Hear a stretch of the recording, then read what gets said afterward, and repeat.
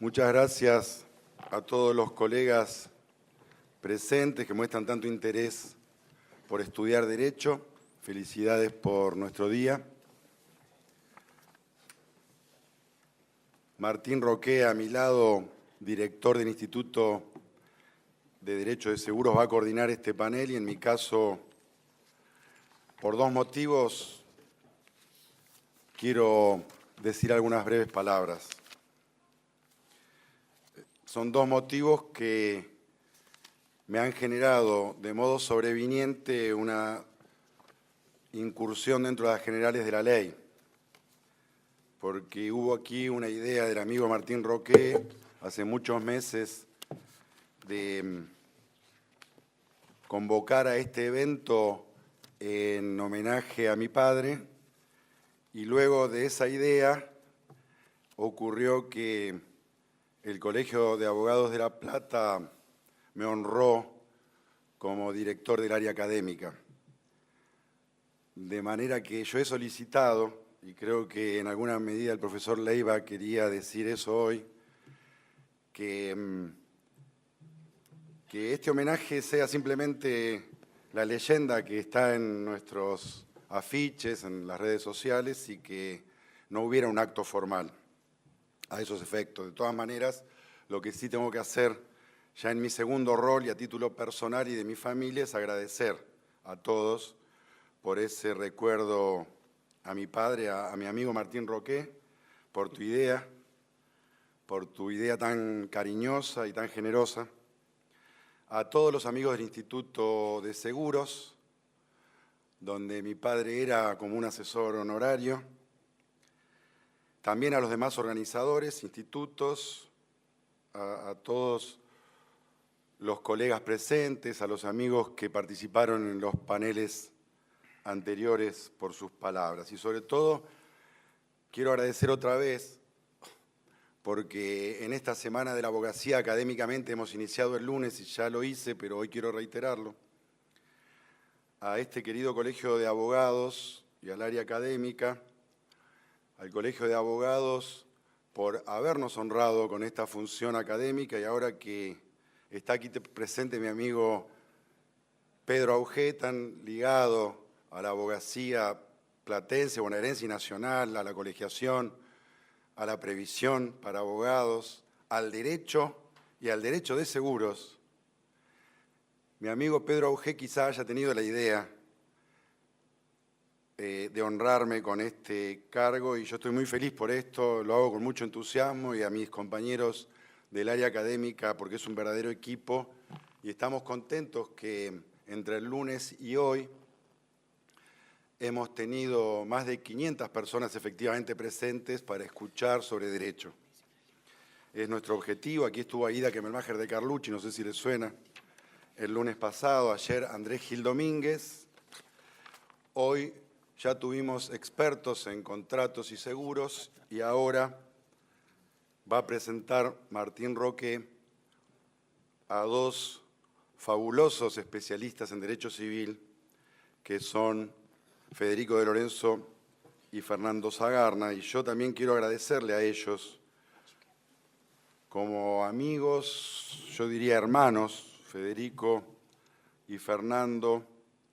Gracias por honrarnos nuevamente con la participación académica en La Plata. Son dos personas muy ligadas a la ciudad y muy queridas en esta ciudad. Siempre han estado presentes en los eventos que venimos desarrollando, y sobre todo desde la sanción del nuevo Código Civil y Comercial de la Nación, donde ellos han tenido una participación protagónica. Además, Fernando Sagarna estudió en nuestra querida Universidad Nacional de La Plata, así que en gran medida son parte de esta casa. Y también quiero agradecerles a ellos dos, a ustedes dos, hermanos, por tanto acompañamiento a mi padre, a Lito, por estar siempre presentes al lado de él, de nuestra familia, por compartir con Lito tanto de su vida académica, personal, y también, y esto es fundamental, tanto del humor. Así que verdaderamente para mí es muy importante que estén ustedes dos aquí. Ustedes le han dado muchísimo a él en los en los años en los que hace falta recibir mucho cariño, lo han cuidado, lo han valorado, lo han motivado y él siguió realmente adelante en la actividad académica hasta el último día, gracias a tanta gente querida y joven que lo acompañó.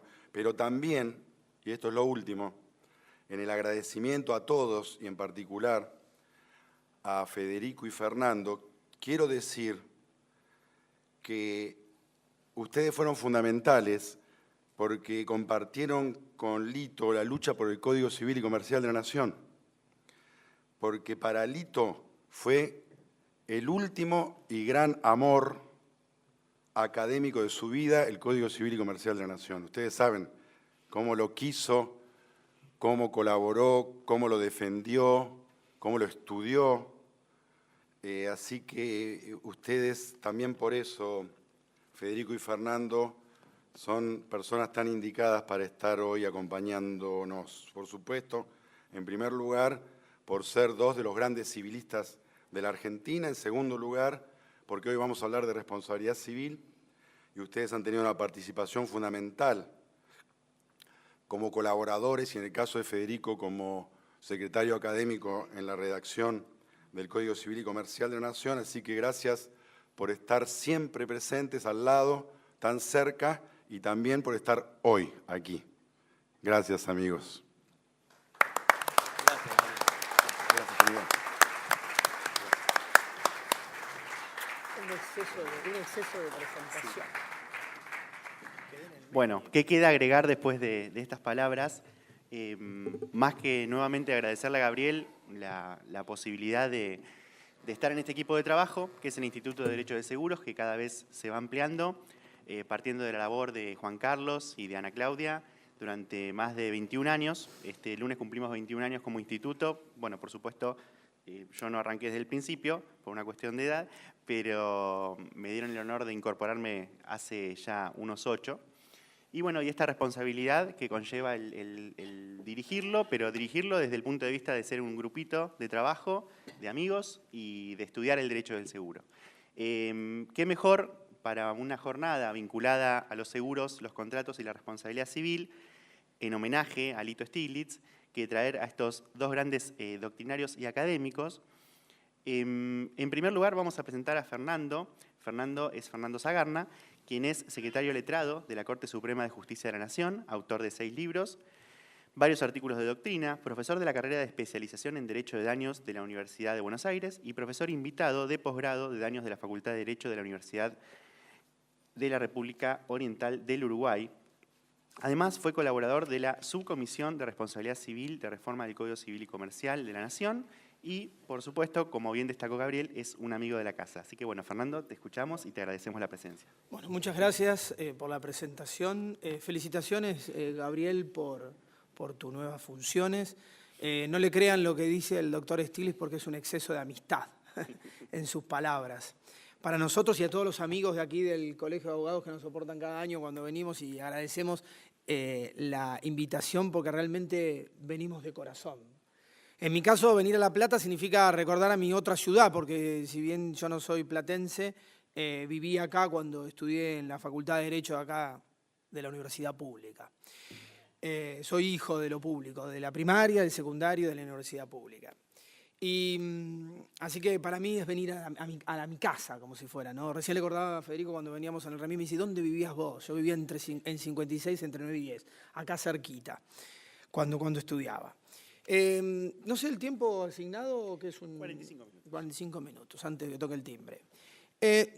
Puse 2 temas, porque cada vez que me estuve fijando, cuando venía generalmente a La Plata, y un tema de mucho interés, y que algo había hablado yo con Gabriel, es el tema de cuantificación del daño. Digo, no voy a tratar cuantificación del daño, porque cada vez que vengo acá hablo siempre de cuantificación del daño, y digo, dicen algunos que el público se renueva, pero no quiero repetir exactamente lo mismo. Entonces voy a tratar de 2 temas. Un tema más general, me propuse algo medio osado, porque tratar en una conferencia de 45 minutos 2 temas que están relacionados con daños, pero no tan íntimamente uno de otro, voy a ver si cumplo el cometido. Estoy como una especie de prueba, un ensayo. Un tema general que tiene que ver con el daño moral y la regulación. Me pareció que podía llegar a ser interesante y algunas cosas aclarar, algunas cosas que por ahí podrían llegar a seguir entendiéndose a mi criterio erróneamente, y otro tema que me pareció muy poco estudiado cuando andamos en bibliografía sobre la temática, sobre todo porque recién estamos empezando a ver a fallos de Cámara que tienen que ver puramente con la aplicación del Código Civil, porque la mayoría de los casos que se tratan son hechos cuando llegan a Cámara ocurridos anterior al 1 de agosto del 2015. Cuando el Código no estaba vigente, entonces se aplica por responsabilidad civil el Código anterior, haciendo referencia siempre al Código nuevo. Y este último tema, el primer tema tiene que ver con el daño moral, y el segundo tema, a este me refiero, es que tiene que ver con mala praxis médica y tiene que ver el acto médico y la intervención de cosas en el acto médico y la actividad riesgosa. Para ver cómo se puede aplicar en función de las normas del Código, porque he visto que algunos que son especialistas tal vez no hayan entendido, a mi criterio, lo que podría llegar a ser la aplicación de estas normas. Sobre todo porque con el régimen anterior la aplicación de cosas se entendía, a mi criterio, mal, porque a pesar de haber una responsabilidad contractual, la mayoría de la jurisprudencia terminaba aplicando el 1113 en las cosas, cuando el 1113 de Vélez era una norma extracontractual. Lo mismo que pasaba en los accidentes laborales. Los accidentes laborales, ¿no?, de trabajo, se aplicaba el 1113 del Código Civil, cuando el 1113 era netamente extracontractual. Y lo que voy a referir es si el 1757, referido a las cosas del Código Civil y Comercial, es una norma que se puede aplicar para el ámbito contractual o para el ámbito extracontractual, o se puede aplicar para los dos ámbitos.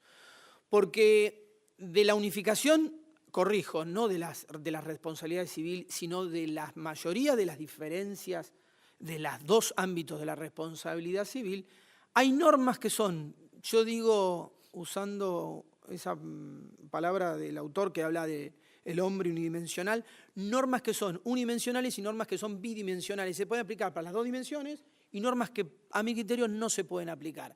Por ejemplo, la de cuantificación del daño patrimonial, incapacidad o vida, como el Código anterior, son normas bidimensionales, son para los dos ámbitos. Y la novedad es la del daño moral, que es la que vamos a referirnos, que es el 1741, que obviamente es una norma para los dos ámbitos de la responsabilidad civil.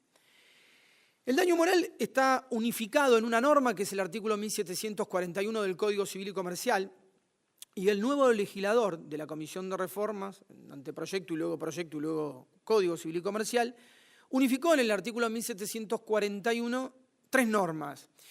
El daño moral contractual, del 522, el daño moral extracontractual, del 1078, y por último unificó y trajo como contenido lo que es la transmisión mortis causa, o por muerte, del daño moral, que es del artículo 1099.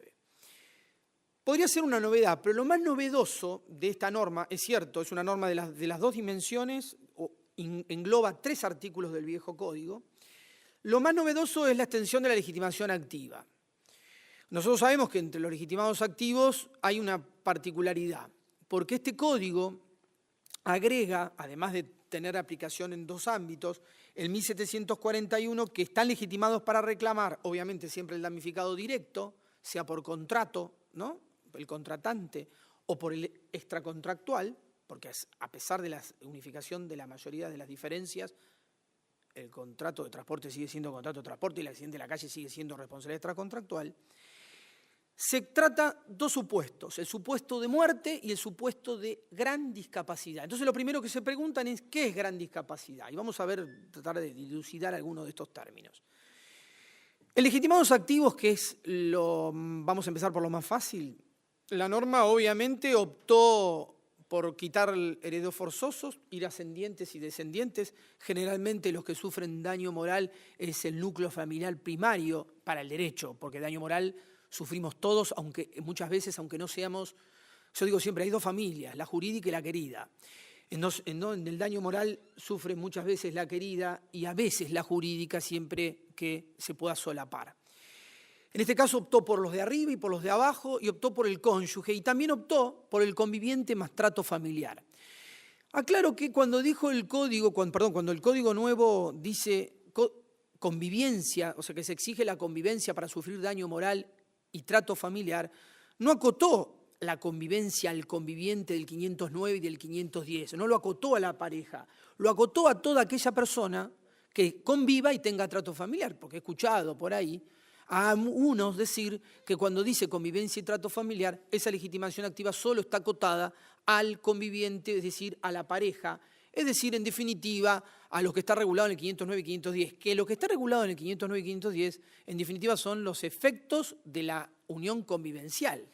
Pero puede que uno no esté en las condiciones del 509 y 510, porque el 509 y 510, si no mal recuerdo, dice que tenés que tener como mínimo 2 años de convivencia, podés estar 1 año en pareja y sin embargo ser un legitimado activo del 1741.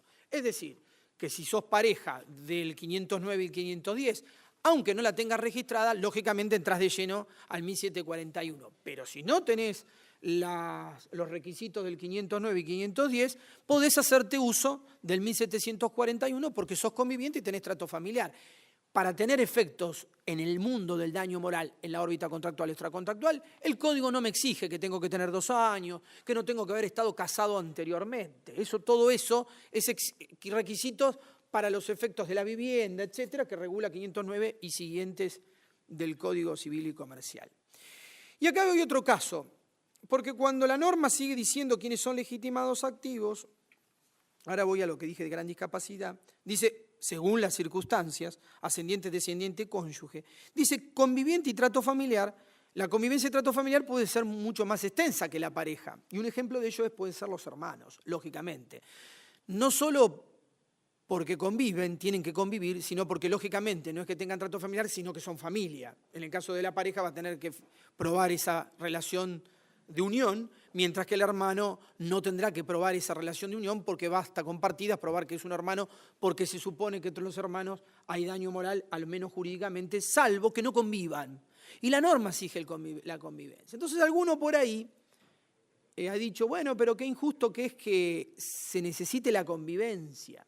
La realidad es que en el derecho comparado no existe una legitimación activa amplia en cuanto a exigir, a otorgar daño moral a los hermanos por muerte del hermano. En el derecho comparado no es así. De hecho, en los principios de derecho de daños de Europa no está extendido a todos los hermanos, salvo... No me voy a tomar todo esto. Muchas gracias. Muchas gracias. Es vodka, bueno, entonces vamos a tomar todo esto. Entonces, no está extendido a todos. Y tampoco es que, como siempre yo pongo el ejemplo, una golondrina no hace verano. Ahora estamos en el calor y no estamos en verano, ¿no? Es el famoso previo a la tormenta de Santa Rosa, por no sé qué condiciones físicas siempre se dan en agosto, para que se venga la tormenta de Santa Rosa. Previo a lo físico, después la religión. Por decir estas cosas, después termino siempre perdiéndome. Derivo y no sé cómo volver después. Amnesias que antes de siempre digo me hacía problema, ahora ya ni directamente uno. Después de la deposición uno la vergüenza la va perdiendo. Entonces, que no se haya dado algún caso de hermano en la inconstitucionalidad no significa que sea la regla. Porque de hecho, si me voy a revisar los fallos de la Cámara Civil, por ejemplo, para poner un ejemplo, o también de la provincia de Buenos Aires, no abundan los fallos hasta cuando yo ejercía la profesión he sufrido de algún juez diciéndome, no, el 1078 es constitucional, y me lo han dicho en hermano, para un caso que tenía en el estudio como parte actora, para un caso de hermano menor conviviente. Entonces, no es que abundan, sí abundaban los de pareja, no los hermanos. Me trae a colación esto una sentencia muy interesante de este año de la Cámara Civil de la Sala D del 16 de marzo de este año, publicada en Rubinsal Culsoni Online, donde el caso fue del 2012, o sea, código anterior, y donde un hermano menor reclama por el daño moral. Claro, el juez del año 2018 se encuentra con un caso del 2012 donde tiene un hermano conviviente que había perdido a su hermano, que hoy tiene que resolver si es justo o no el 1078, con una situación totalmente diferente. 3 años de vigencia del código y además un código que para el daño moral habilita la extensión al legitimado activo para daño moral. Y voy a leer brevemente lo que se dice respecto del hermano. Y dice, ya lo voy a encontrar, aquí está. Dice, estimo prudente destacar que el criterio que postulo de la inconstitucionalidad del 1078, que yo no sé si este caso se hubiera sido resuelto al 1 de agosto, hubiera sido resuelto así. si no mal recuerdo, la jueza que vota no estaba en ese momento, por lo cual podría ser que hubiera resuelto así. Dice, estimo prudente destacar que el criterio que postuló se ha confirmado, es decir, la inconstitucionalidad, y que se había avalado por la redacción del nuevo artículo 1741, que a partir del 1 de agosto reconoce el derecho para reclamar indemnización de las consecuencias no patrimoniales a título personal a quienes convivían con el fallecido recibiendo trato familiar ostensible, entre otros, como se da en el caso. Y termina usando como apoyo el código que no estaba vigente para el hecho de responsabilidad civil del 2012. Así imagínense la aplicación del código. Igualmente, tengo entendido que ya quedarían muy pocos casos, salvo los iniciados con anterioridad que lleguen a Cámara, para iniciar, porque supuestamente la prescripción son 3 años, ya están, ¿no? Todos los iniciados con anterioridad al 1 de agosto estarían prescriptos en responsabilidad civil, que no fueron iniciados, hechos anteriores al 1 de agosto del 2015 no iniciados, pero los iniciados con posterioridad se tiene que aplicar sí o sí el Código Civil Comercial nuevo. Nos quedan a caballar casos anteriores al Código, iniciados con anterioridad, que los jueces tienen que resolver ahora, llegan a Cámara y tienen que resolver. Por lo cual, me parece que en el caso de la convivencia y trato familiar, para el tema del hermano, insisto, porque he visto algunos pensamientos de que por qué haber excluido al hermano, cuando la realidad es que la mayoría de la jurisprudencia, no se olviden que cuando adopta el código, lo que adopta es la mayoría de las opiniones en base a los congresos, a la doctrina, a la jurisprudencia, a la mayoría de nuestra opinión. Esto no quiere decir que de acá a 40, 50 años sea más, seguramente tal vez pueda llegar a ser más justo de acá a un tiempo, que aún el hermano no conviviente pueda tener las circunstancias del 1741. Lo que no significa que el hermano mantenido económicamente pueda reclamar por daño patrimonial, que eso es harina de otro costal, porque es daño patrimonial.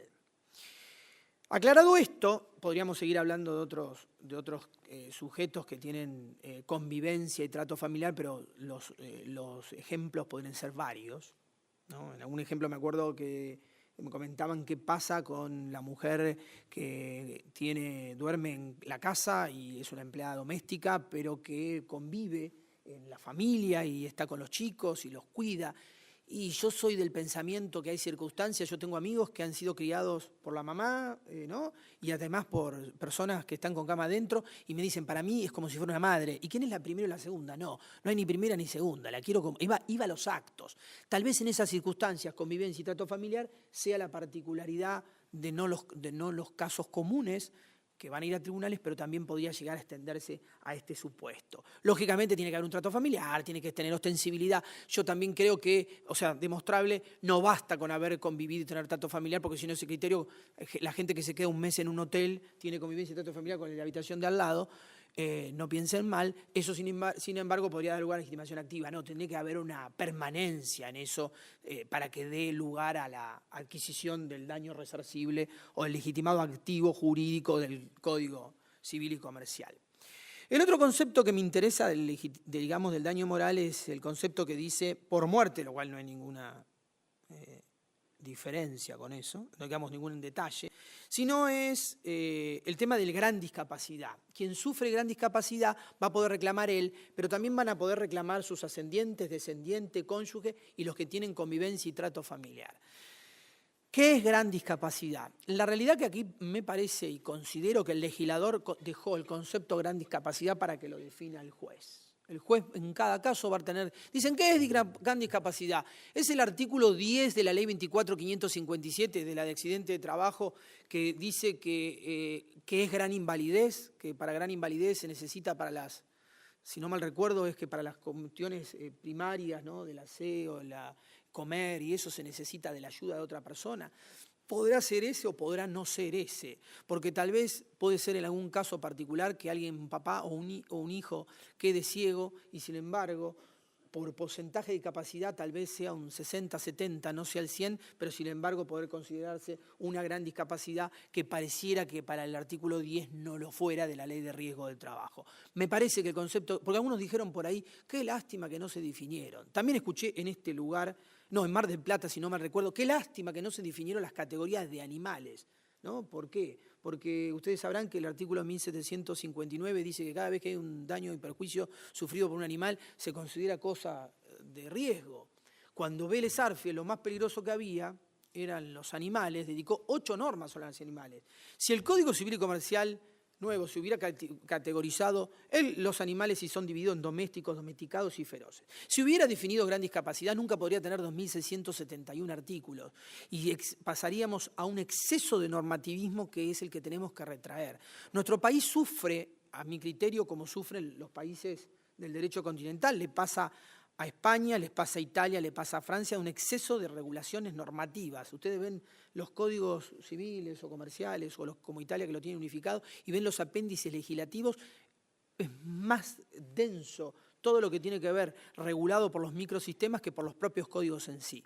Este código, como sabemos, y se dice en los primeros artículos del Código Civil Comercial, es un código de principios, de valores. Es un código que el juez tendrá que determinar qué es animal feroz. Es el juez el que va. Necesitamos que el juez sea el que tenga que definir esas categorías. En este caso particular, el juez va a definir gran discapacidad. Y nos puede pasar, y sí, que el juez de Mar del Plata diga distinto al de La Plata, o el juez de La Plata diga distinto al de Córdoba, que es gran discapacidad, y va a llegar a pasar. Esto es propio de nuestro sistema judicial o jurisprudencial. Lógicamente hay que tender a una tendencia a la unificación, ¿no? De hecho, el código, cuando introduce normas procesales, cuando el código coloca la fórmula matemática de cuantificación, trata de unificar. Tenemos que ir a reglas homogéneas, ¿no? Si seguimos con esta dispersión, fíjense lo que ha pasado en algo tan común como en la ley de tránsito. La ley de tránsito en nuestra Argentina está en casi todo el país unificada. Lo mismo pasa con la ley de educación. En un país federal donde las provincias no delegan ciertas cuestiones al Congreso de la Nación, cuando el Congreso de la Nación actúa en su parte nacional y no como federal, termina directamente disgregándose. Me parece que la homogeneidad que logra el Código Civil y Comercial obviamente es bienvenida y lógica para llegar a esta homogeneidad que quiere el Código en varias cosas, ¿no? Entonces, volviendo a lo que decíamos, trata de compactar y que hay una herramienta importantísima y creo que es el ABC del Código, que es el artículo 3 del Código Civil y Comercial, cuando dice que los jueces deben fundar razonablemente las sentencias, y eso da camino a que el juez, usando las fuentes del 1 y del 2, pueda regular, en este caso de gran discapacidad, poder tomar el elemento de la ley de accidente de trabajo o tomar una ley de personas que tienen capacidades distintas para lograr beneficios, para traer qué es el concepto de gran discapacidad. Por último, en cuanto a este tema, la norma del 1741 sigue con el concepto de la acción transmisible a los sucesores universales del legitimado, si ha sido interpuesta, le da la herramienta del derecho procesal como apertura para mantenerse viva la acción, porque si la acción no se quiso mantener viva, quiere decir que sigue con el concepto de que el daño moral se lo llevó el difunto a la tumba. Y en la última parte trae una novedad que no es tan novedad, porque el caso Baeza de la Corte del año 2011 ya la traía. En la última parte del 1741 dice que el monto de la indemnización debe fijarse, de la indemnización por daño moral, debe fijarse teniendo en cuenta satisfacciones sustitutivas y compensatorias que pueden procurar las sumas reconocidas. Fíjense que hay una particularidad. En el daño moral hay una pauta de cuantificación. En el daño matrimonial por incapacidad y el daño patrimonial por valor vida o por muerte hay una pauta de cuantificación. Insisto, el artículo 3 es el que le da la posibilidad de ese arbitrio judicial, pero el juez tiene pauta. La pregunta es, ¿este 1741 para qué es aplicable? Cuando la Corte de la Nación lo utilizó ya en el 2011 y el Código entró en vigencia en el 2015, 4 años después. Cuando la Corte lo utilizó para la causa, decíamos, Baeza, dice que debe tener en cuenta, ¿no? En este caso, en el caso Baeza, deben tener en cuenta las satisfacciones sustitutivas y compensatorias. Particularmente en el caso Baeza no dice a qué equivalen esas compensaciones. A ver, si ustedes me preguntan a mí la aplicación de esta norma, no creo que esta norma pueda ser aplicable para todos los supuestos. No me veo, aunque lo he visto, aplicar el daño moral, igual a un viaje a Europa, la muerte de... Me parece que esto es más razonable para aquellos supuestos de bienes que son, fungibles, de aquellos bienes que, ahora si me afectan el honor y me dan un viaje a Europa, o si alguien muere un ser querido y el equivalente es a un viaje... Habrá que ser y habrá que tener en ciertas particulares de cada caso, me parece, para aplicar esta norma. La norma es una norma que no dice, él dice, debe fijarse ponderando. Yo puedo fijar esto, puedo tener en cuenta. Me parece que no, la norma podría llegar a utilizarse de otra forma. La lectura de esta norma que podría hacerse es la siguiente. No menos que esto puede ser la muerte de un hijo, no menos que esto puede ser, ¿no? Porque la tabla rasa, lo que no significa que Europa lo tiene en aquellas leyes que son determinadas para accidentes de tránsito, como pasa en España con la ley de accidente de tránsito, que no vayamos camino a, que si no mal recuerdo lo decía José Tobías, o la famosa frase cuánto por daño moral de Matilde, esa bala de González, de que en algún momento lleguemos a tasar lo que pareció siempre una mala palabra, tasar el daño moral, ¿no? Menos que esto no puede salir tal cosa, y aparte, este es el techo, lo peor que le puede pasar a una persona, ¿no? Todos decimos que lo peor que puede pasar a una persona, perdóname que use este ejemplo, que es triste, pero bueno, tiene que ver con esto, lo peor que le puede pasar a una persona es la muerte de un hijo. Pero sin embargo, si vamos a los casos jurisprudenciales, lo peor que le puede pasar a una persona en cuanto a cuantificación, para pago, es la persona que está en estado vegetativo, el postrado en una cama. La muerte de un hijo se paga mucho menos que lo que se paga. Es decir, en lo natural pareciera, ¿no?, que se dice como una expresión de deseo, lo peor que puede pasarle es la muerte de un hijo, pero sin embargo cuando vamos a los casos, los libros se matan reproduciendo esto que ha quedado, como vieron que repetimos, como la teoría del banquito. ¿Por qué está un soldado cuidaba el banquito? Y dice usted, ¿por qué está cuidando el banquito? Y porque hace 20 años que el banquito se cuida. Y así se sigue repitiendo hasta el cansancio, cuando la realidad no es esta. Generalmente los montos indemnizatorios por muerte del hijo no son equivalentes al daño patrimonial por muerte del hijo. Obviamente porque los padres lo que piden es una pérdida de chance. Pero si vamos a daños por las personas postradas en estado vegetativo, el daño patrimonial generalmente es el equivalente el mismo por daño moral y daño patrimonial. Por lo cual creo que lo que podríamos decir es que es un piso mínimo y ahí fijar tal cosa. Ahora, si a mí me desacreditan en público el honor, me ofenden la moral, me ofenden la intimidad, la identidad, y no sé cuánto vale, salvo que yo desprecie mi intimidad, mi identidad. Y la intimidad y la identidad varía, ¿no? Porque si hoy vemos a la juventud, los millennials, los centennials, que todo lo ponen en las redes sociales, ¿no? Todo. La intimidad de mi abuela, hoy mi abuela se levantaría y se moriría de nuevo si ve la intimidad como está con respecto a los menores. Entonces, son conceptos que varían. ¿Ahora cuánto? Y mi abuela no le cansaría el dinero, y sin embargo un chico de 20 años, con las fotos que se suben en las redes sociales, seguramente, ¿no? Lo que le interesa es tener más likes en esa foto que un monto indemnizatorio. Te la cambio por likes, ¿no? Las equivalencias cambian con el tiempo, hay cosas que no son reglas, ¿no?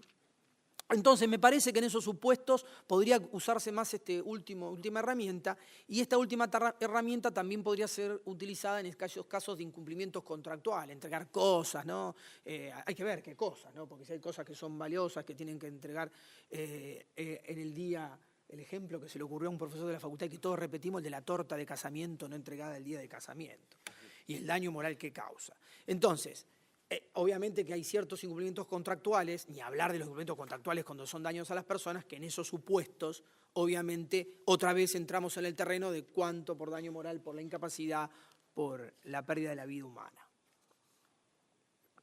He visto algún fallo de una cámara de aquí de la provincia de Buenos Aires, del sur de la provincia, que decía una persona que apareció en un banco de Eduardo Morosos y por eso no pudo obtener una tarjeta, el equivalente a un viaje a Mar del Plata, hotel 5 estrellas con todo pago para 2 personas. Y no sé, porque si somos 5, no sé si ese es el daño moral suficiente. Y si no tengo con quién ir, me está causando más daño moral, ¿no? Dice, usted solo está condenado. No, doctor, quiero que sean 2 viajes en distinto tiempo. Entonces hay que tener cuidado con ese tipo de ponderaciones que... O sea, me parece que en ciertos... Porque si no estamos con esto de la licencia, ¿no?, la liviandad de los derechos. Y me parece que en estos casos, insisto, hoy todos por ciertas cuestiones... ¿Vieron que las municipalidades se jactan de decir, hemos colocado 5.000 cámaras de filmar? ¿Sí? ¿Y la intimidad? No, pero la intimidad de la calle, sí, pero vamos a los restaurantes, hay cámara de filmar. La vez pasada estaba en un gimnasio y había cámara de filmar en el vestuario. Y todo el mundo no le importa, porque ya es como que es común sacar fotos y usar cámaras de filmar. Bueno, espero haber aclarado algunas cosas en este corto tiempo respecto al daño moral Y otro tema que me parecía interesante tratar, que lo he visto poco comentado y que me parece que necesita una determinada profundidad, porque no creo que sea tan fácil de resolver tan livianamente como ha sido resuelto en la forma anterior, no porque el código no lo traiga a la explicación, sino porque no veo que haya explicaciones al respecto, que es la intervención de la actividad médica, perdonen que cambie así de tema, la actividad médica cuando intervienen cosas. Hoy el acto médico, y lo digo esto a colación de lo siguiente, resulta que me invitan a un congreso de daños, esos congresos de daños que se arman para criticar el código. Y estaba yo solo, ¿no? Digo yo solo defendiendo el código, ¿no? No voy a decir quién lo organizó ni nada por el estilo, pero no importa. No interesan esas cosas. Estaba yo solo defendiendo al código, ¿no? Entonces estaba siendo como un objeto de estudio de los aplaudidores de los que hablaban en contra del código y todos los que hablaban en contra del código, lógicamente. Fui a la casa del enemigo. Entonces, sin saber a dónde me metía, porque si te avisan, por lo menos uno va medio preparado. Aunque yo por ahí pequé de inocencia y esto no fue hace mucho encima, lógicamente. Entonces, decían, le sacaron a los médicos la responsabilidad objetiva por las cosas. En realidad los médicos nunca debieran haber tenido responsabilidad objetiva por las cosas, porque los médicos actúan en un acto médico, ¿no? Lo que pasa es que los que liberamos de esto somos los abogados, porque no trabajamos con cosas, ¿no? Entonces, como no trabajamos con cosas, algo con la computadora, no causamos daño a través de nuestro ejercicio profesional con las cosas. Pero no hay acto médico hoy en día que no esté con las cosas. Y la tecnología actual va camino a que los actos médicos cada vez sean más cosas, del médico sentado operándome a la distancia. Porque si alguna vez tuvieron la mala suerte de entrar a un quirófano, uno está rodeado de cosas y de médicos. Entonces, cuando intervienen siempre cosas. Si uno va al oftalmólogo, va al odontólogo, va a cualquier médico, salvo el médico que no lo toca ni le dice nada y le dice, hacete unos estudios y después con los estudios, generalmente el acto médico va envuelto en cosas. Entonces, si va envuelto en cosas y nosotros le aplicamos la responsabilidad objetiva, dicho esto por profesores de la Facultad de Derecho, ¿no? ¿Cómo le sacaron la responsabilidad objetiva? Es que el acto médico puro en sí mismo no tiene que ver con la responsabilidad objetiva, porque si tuviera que ver con la responsabilidad objetiva, automáticamente le adjudicaríamos a los profesionales liberales médicos la responsabilidad de resultado. Cuando en realidad toda la vida dijimos, y con razón se ha dicho, que la responsabilidad del médico es una responsabilidad subjetiva que hay que probarle la culpa, sin perjuicio de la teoría de la carga por teoría dinámica que nos va a ilustrar el doctor cuando hable de la temática. Te puse obligación de resultado porque nos vas a tener que ilustrar el tema. Entonces, la pregunta es, ¿cómo se resuelve esto? Todo acto médico es sin cosas o con cosas, en su gran mayoría con cosas, ¿no? Fíjense que hoy en día pasa algo, a mí me enseñaron que la regla es lo extracontractual. No, la mayoría de las veces vivimos en el mundo del contrato. Despertamos a nuestra mañana, vamos al kiosco, contrato de compraventa, nos metemos en un medio de transporte, lo que usamos transporte público, contrato de transporte, vamos al trabajo, contrato laboral, salimos del contrato, nos vamos a un curso, contrato de especialización, y no por qué contrato matrimonial, contrato, ¿no?, del acto de familia. Entonces vivimos envueltos en el contrato. Es decir, no la regla no es tanto lo extracontractual, sino la regla es lo contractual. Y tampoco la regla es la culpa.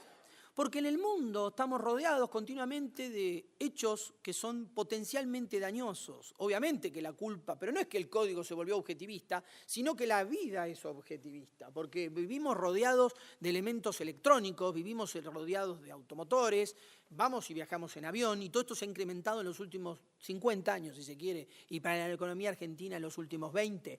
Bueno, entonces, fíjense que es la regla de lo extracontractual y de la culpa termina cambiándose en la vida por la regla de lo contractual y lo objetivo, pero no porque el código lo diga, sino porque la realidad lo dice. Ahora bien, si yo le aplico al médico, en el ejemplo del Código Civil anterior, el artículo 1113, dueño o guardián de la cosa generadora de riesgo, le estoy adjudicando una responsabilidad objetiva. Automáticamente el odontólogo no podría escaparse de la responsabilidad objetiva porque el odontólogo, salvo que te abre la boca y te lo mire y te la cierre, en la mayoría de los casos algo te está introduciendo. Está trabajando con cosas, ¿no? Hasta cuando te hace la revisión médica que van con ese gancho mortuorio metiéndote, eso ya es una cosa, ¿no?, del mundo del riesgo, lógicamente, a un gancho con una pinza que uno se pone a pensar, ¿la habrá lavado, no la habrá lavado? ¿Cómo habrá sido el paciente anterior? Porque eso todo depende de una distracción, dependemos de una... Hay un autor que dice, hay más posibilidad de morir que de vivir, dice un autor, un filósofo. y esto no me quiero poner paranoico, pero, ¿no? Desde el momento de la concepción, uno llegó y podríamos no haber llegado.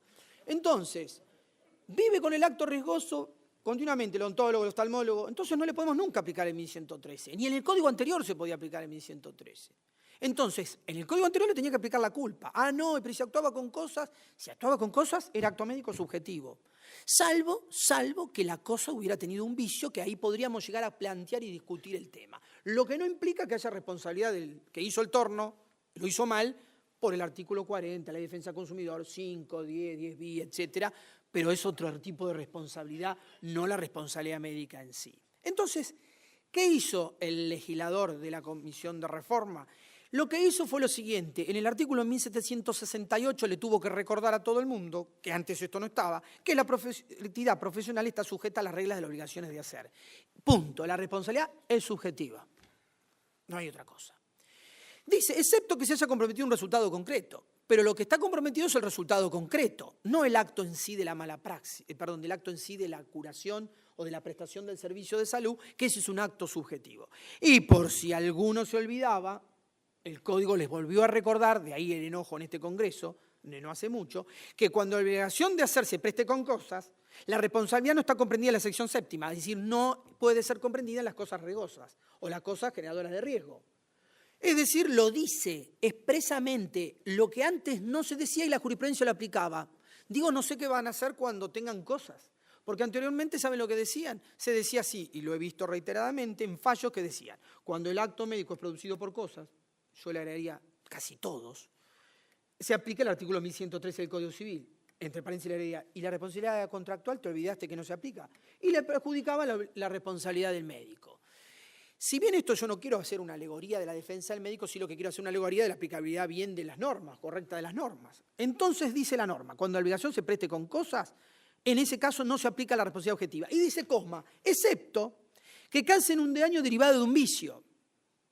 ¿Por qué de un vicio? Porque se supone que el señor que te introduce el torno, el que te mete la... No, cuando una vez me fui a hacer un control oftalmológico, a los 9 días caí de nuevo al mismo lugar y le digo, mira, vengo con conjuntivitis. Hace 10 días le digo, estuve acá. Ah, me dice, te la contagiaste acá.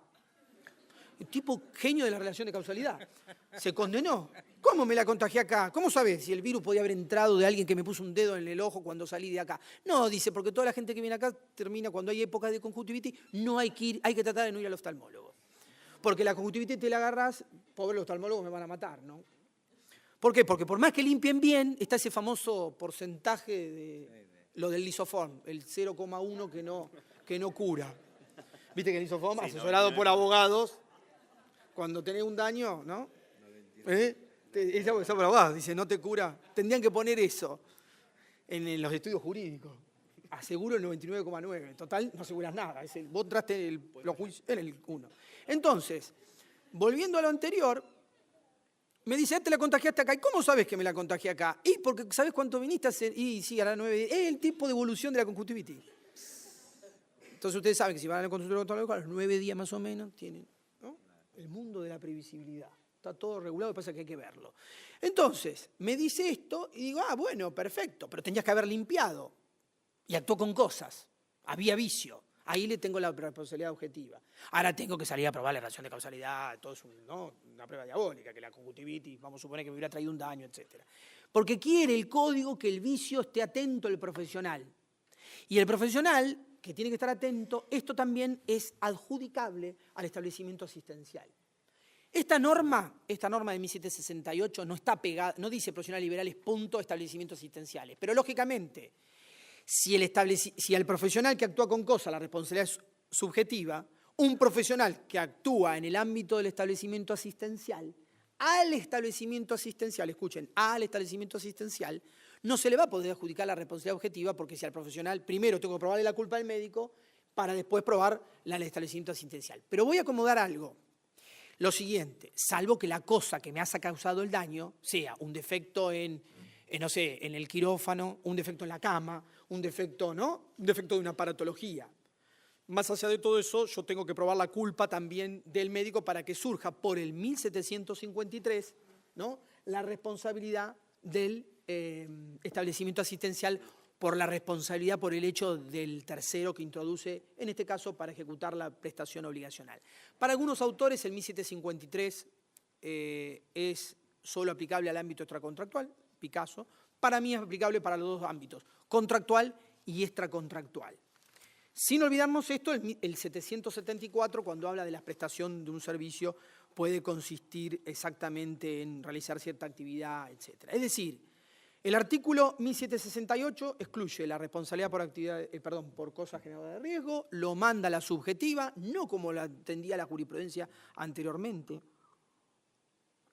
Si viene un francés y miraba cómo se aplicaba el 1113, moriría en el primer intento, porque en Francia, cuna del derecho nacional, el artículo 1384, hoy 1242, cuando cambiaron los números, cambian los números del código de acá, los códigos de allá, 1242 del Código de Francia, la aplicación de ese artículo para la responsabilidad por cosas se aplica en supuestos de vicio, etcétera, no por riesgo. Así lo hace la Corte de Casación francesa. En cambio, la jurisprudencia de acá, en algunos casos no hacía eso. Insisto, esto no significa aplicar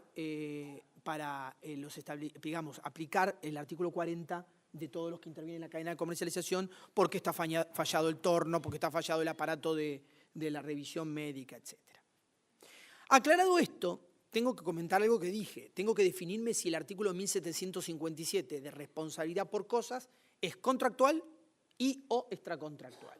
El 1113, su causante de este heredero, era extracontractual. No cabía ninguna duda, ¿no? Esa famosa discusión, ¿te acordás? La de Borda con Moisés Turrape, si se aplicaba el riesgo era a lo contractual y a lo extracontractual. La pregunta que nos hacemos si el 1757, cuando habla de dueño guardián por cosa, no lo podemos aplicar al establecimiento asistencial. Y la respuesta para mí es no. Para las cosas generadoras de riesgo cuando hay un acto médico puro, ¿no? Sí lo podríamos aplicar, en algún caso, supuestamente, cuando se cayó el enfermo en el ascensor, cuando hubo, por ejemplo, rotura de las barandas, cuando salgo de una operación y estoy anestesiado, no sé, se cayó el techo, etc. Pero tiene una particular en 1757. En 1757, a mi criterio, es extracontractual. Algunos autores han dicho que es bidimensional, contractual y extracontractual. ¿Por qué decimos que es solo para el ámbito extracontractual con el Código Nuevo? Porque el 1757 requiere la prueba de que la cosa que interviene es generadora de riesgo. Si yo le exijo eso al contratante, le estoy exigiendo algo más que lo que el propio Código, en el artículo 1723, expresa. Cuando la obligación es de resultado, no necesito probar que la cosa es generadora de riesgo. Yo tengo que salir del establecimiento asistencial de la misma forma que entré. Insisto, salvo que obviamente el acto médico sea del 1768. Y lo vuelvo a decir, si resulta aplicable para el médico el 1757 por el reenvío del 1768, no podría aplicar el establecimiento asistencial, salvo en hipótesis particulares. Insisto, en aquellas que son extracontractuales. Cuando hay una relación, ustedes me dicen, ¿cuándo? El hospital público, por ejemplo. Después discutiremos la ley del Estado, etcétera, ¿no? En el caso del hospital público. ¿Cuándo? Cuando hay fallecimiento de la persona podría ser aplicable el 1757. Pero si no, es inaplicable. ¿Qué norma resultaría aplicable? La norma que resultaría aplicable, a mi criterio, podría ser el 1753 cuando hay dependientes, ¿no?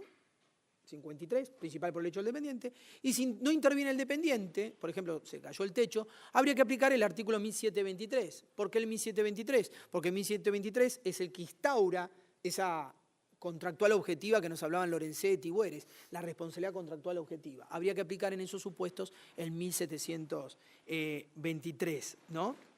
Obviamente que en el 1723 ahí establece una responsabilidad objetiva, sin perjuicio, obviamente, de aplicar en esto la extensión, en algunos supuestos, de la prestación del servicio a través de la Ley de Defensa del Consumidor, a los cuales los establecimientos asistenciales, públicos o privados, se les puede aplicar el artículo 40, el artículo 5. Prestan un servicio, el servicio debe ser prestado de tal forma que no cause daños a las personas a las cuales el servicio es prestado.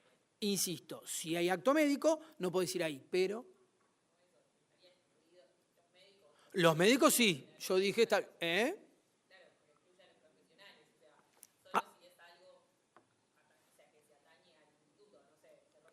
Claro, exactamente. Solo porque atañe al instituto, porque se me rompe el techo. O por ejemplo, que me den una comida que está en mal estado. Eso también podría ser. Pareciera que todos aquellos vieron esos actos que les llamaban extramédicos o actos... algún desgraciado servicio de hotelería, que un hospital no tiene nada de hotelería, el servicio de hotelería, que es la comida, la atención, que a las 3 de la mañana pase la enfermera y me dé la vacuna que me tiene que dar a las 3, ¿no? Ese tipo de cosas. Pero si es del acto médico en sí, no, porque si no, ¿saben qué harían? Algo muy fácil, le damos la responsabilidad objetiva a los establecimientos asistenciales, ¿no? Y a los médicos la culpa. No, los dos tienen la misma categoría. Lógicamente, probada la culpa, lo que dice Bueres, surge que la obligación tácita de seguridad del establecimiento asistencial. Por último, se me está acabando el tiempo y espero haber zanjado algunas dudas en este espacio breve. No puedo dejar de recordar a Lito, pero yo tengo que recordar un tándem. El tándem es Stiglitz-Stiglitz, no es Lito, es Stiglitz-Stiglitz. Y voy a recordar una anécdota que no la voy a dar a detalle porque cada vez que la hablo la cuento y parezco, uno se va volviendo viejo, cuenta las cosas, todo siempre repite, son cosas de la vejez, ¿no? Viene con eso, ¿no? Viene con el famoso, esto ya lo viví por cosas que están pasando hoy, ¿no? Viene hoy, ayer y antes de ayer, que yo me acuerdo cuando tenía que dar contratos, y esto ya lo he contado en algún momento, di contratos en esa cátedra inédita. 1988, lo cual delata, si te lo dije, creo que en esto acá, delata la edad tuya, no la mía. 1988 había que rendir o en una cátedra agolpada que estudiaba los contratos en una forma clásica, o en la cátedra que estudiaba las cláusulas abusivas, el derecho del consumidor. Eran los raros de la facultad. Y tuve la mejor idea de ir a anotarme a esa cátedra, que te tomaban hasta lo que significaba cláusulas abusivas. Era la cátedra, ¿no? ¿Te acordás vos? Era la cátedra cara que pone Gabriel. Era la cátedra de las cláusulas abusivas, hoy que parece algo común, está legislado. En ese momento, claro, es como lo que hablan de robótica hoy, son los locos. No, ellos eran así. Y no puedo dejar de olvidar, porque ellos eran los modernos, eran los distintos. Serían los hippies de esa época, ¿no? Pero el hippie en el 88 ya era viejo. Ellos eran distintos. Yo me acuerdo que cuando hablaban del consumo, recién había salido el famoso fallo de la Corte de la Provincia de Buenos Aires del 85, Caprarela, Bocabela, que vos comentaste, Bocadela, el famoso restaurante de Los Palmitos, que después le ocurrió, esto lo explicaba en una clase y no te entienden, cómo al mismo restaurante le ocurrió 2 veces lo mismo, por Los Palmitos y después con los morrones. Cuando lo explicaba a los chicos, viste que hoy en la facultad están de 25, nacieron con todo, con pendrive, con computadora, no entienden nada de estas cosas. Viste que uno habla de cómo aplicar el 1113, te ven como loco de esto. Me acuerdo que hablaban de estos temas, eran no novedosos y obviamente siempre los recordamos por esto, porque fueron los que ellos, insisto, el tándem de Stiglitz y Stiglitz, los que introducían estas cuestiones modernas. Yo tengo que recordar a nuestro querido Lito, lo recuerdo siempre como el hombre del derecho de seguros, como el hombre de contratos, ¿no? Pero tengo que recordar siempre a Lito, y me llevo este recuerdo, veníamos hablando siempre con Federico, porque con Federico hablamos como Lito presente siempre, ¿no? ¿Te acordás cuando Lito dice? Fue un hombre de familia, ¿no? Él andaba como con la familia, ¿no? Siempre junto a toda la familia. Y no me olvido, otro acto que compartimos, no me acuerdo el año, cuando hicieron un festejo que Rocco era el que le había leído 50 años de casados. Damián era, que fue hace 10 años, un poco, ¿no? Un poquito más o menos. Un poco. Bueno, no sigo hablando entonces. Y que leyó unas palabras para los dos, y nos acordamos, yo me acuerdo de eso, ¿te acordás de Estela Raval? 2007, cuando falleció Estela Raval, me acordé de esto también, ¿no? Y solo para recordar algunas cosas, compartí con Lito en una época que formábamos parte del Instituto de Derecho Civil de la Academia Nacional de Derecho, los comentarios de Lito, eran, ¿no?, frutillas del postre, cuando lo dirigía otro. Hemos perdido cuántas figuras, ¿no? Pero ahora, perdido no sé si es la palabra exacta. Santos y Fuentes, que lo dirigía en ese momento, Tigo Represas, otro profesor querido acá de la Facultad de Derecho, para solo recordar algunas anécdotas de hombres que nos dejaron mucho, ¿no?, en el derecho, que hicieron mucho, son los favaloros del derecho.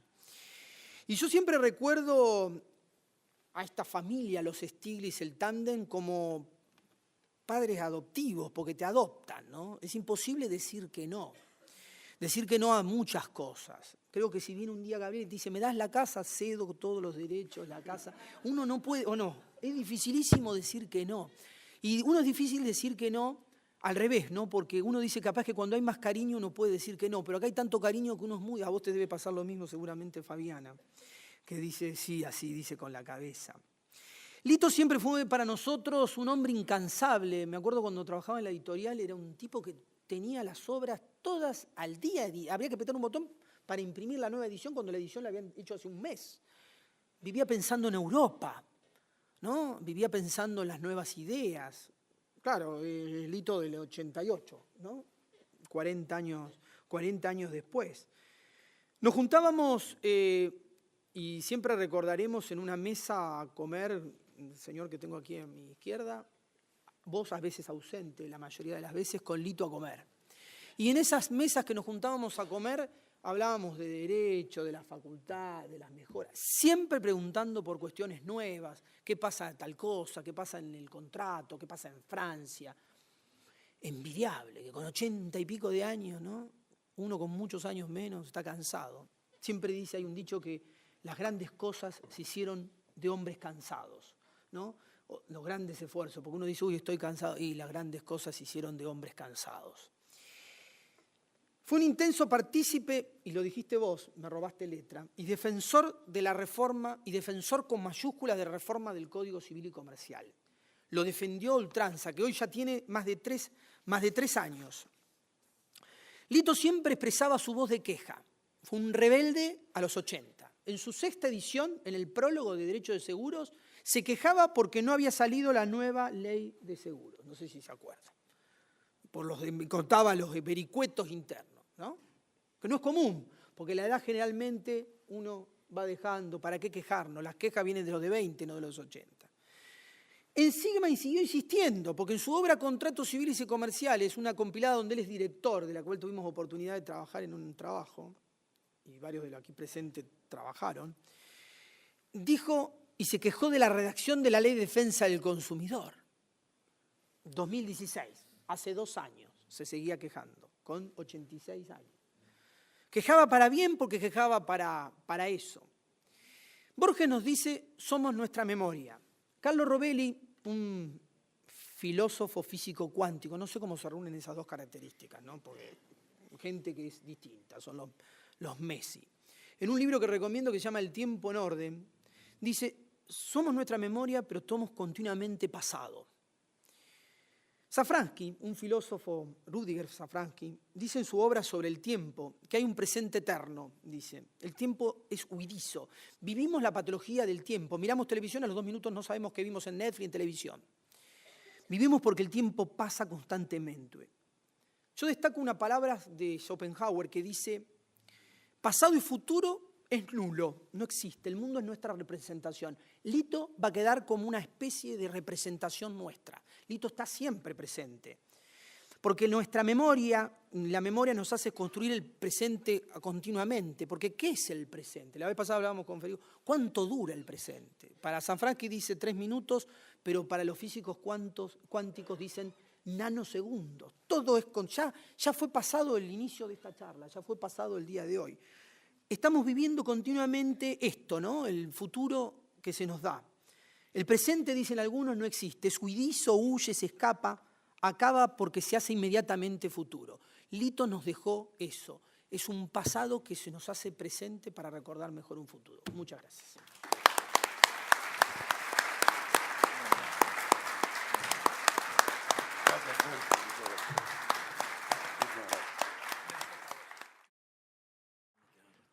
Bueno, muchas gracias, Fernando.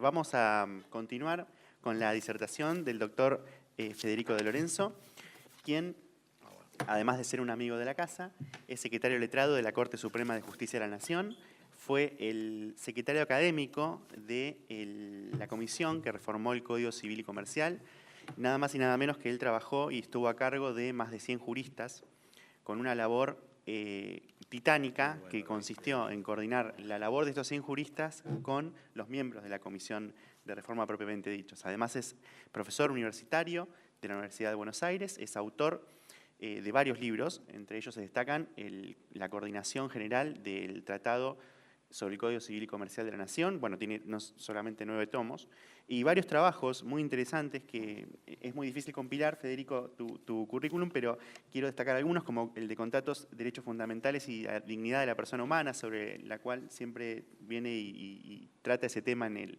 esta casa, y el daño y las causas de justificación. Es un trabajo muy interesante a propósito de la reforma, del proyecto de reforma del Código del 98 y también lo replicó en los últimos años. Bueno, más allá de eso, agradecemos tu presencia como siempre, tu buena predisposición y te escuchamos atentamente. Muchas gracias. Gracias, Martín. Gracias, Gabriel, por la generosa invitación. Y bueno, un poco se me desordenó la clase de Fernando y fundamentalmente sus palabras y el recuerdo que le hizo tan afectivo a Lito Stiglitz me desordenó un poco el orden que tenía armado de expresar. Sí, vos mencionaste un trabajo que yo publiqué hace ya muchos años que llamaba Contratos, Derechos Fundamentales y Dignidad de la Persona Humana. Y el mismo día que salió, sonó el teléfono en mi oficina y era Lito Stiglitz.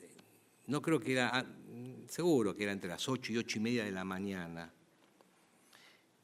Y él me llamó para felicitarme cariñosamente por el trabajo, pero le había impactado un punto que creo que resume un poco su filosofía, ¿no? Le había impactado que yo decía en el trabajo que después de Auschwitz ya el derecho contractual no podía ser el mismo en el mundo, que los problemas de la discriminación, que los problemas del derecho contractual discriminatorio o de las cláusulas contra la discriminación, que la protección de la dignidad humana no era un problema de los derechos humanos, sino ahora un problema incluso del contrato, del corazón del contrato. Y por supuesto todo esto era mucho antes del código. Después, fíjense ustedes en ese diálogo, Lito Stiglitz me dijo que era muy importante, él me alentó mucho y yo dije, pensé que era una locura lo que estaba diciendo y no sabés la alegría que me das, Lito, que hayas valorado ese punto. Después terminó que en el Código Civil y Comercial, el que está ahora vigente, la dignidad está en el objeto de los actos jurídicos como requisito, como límite, y en el objeto del contrato. Porque ahora el nuevo código dice que el objeto del contrato o del acto jurídico, en el artículo 1004, dice que tiene el límite de la dignidad humana.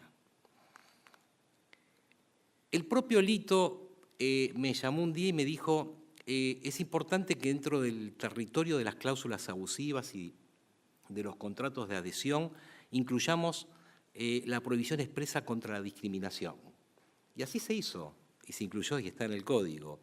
Era ese jurista, Fernando lo resumió con palabras que no podría nunca repetir de manera tan excelsa como lo hizo él, un jurista preocupado por siempre tener la última información, que es como corresponde a un jurista que trabaja el derecho desde el mundo o desde el plano científico y no el mero plano romántico. Persona noble, afectiva, chisporroteante, que se entregaba al diálogo noble y profundo con afecto y con sinceridad. ¿Cuánto le debemos a Lito Stiglitz en materia de seguros? Fue el que puso un poco de orden, clarificó, agrupó, estableció criterios, sentó una teoría general. Después de Alperín, la obra de Lito Stiglitz es indudablemente la más seria, la que hay, no solo en la Argentina, diría en muchos países del mundo, sobre todo la última edición, que fue la de, creo que de 4 tomos. ¿Y cuánto le debemos en materia de teoría general del contrato? Que es una de las teorías generales del contrato más sólidas, más logradas en sus distintas ediciones. Una sola cosa quisiera decirte, Fernando. Vos dijiste que Lito fue un gran defensor del código. Y yo tengo que confesar que Lito Stiglitz fue un gran autor o coautor del código, porque fue más que defensor.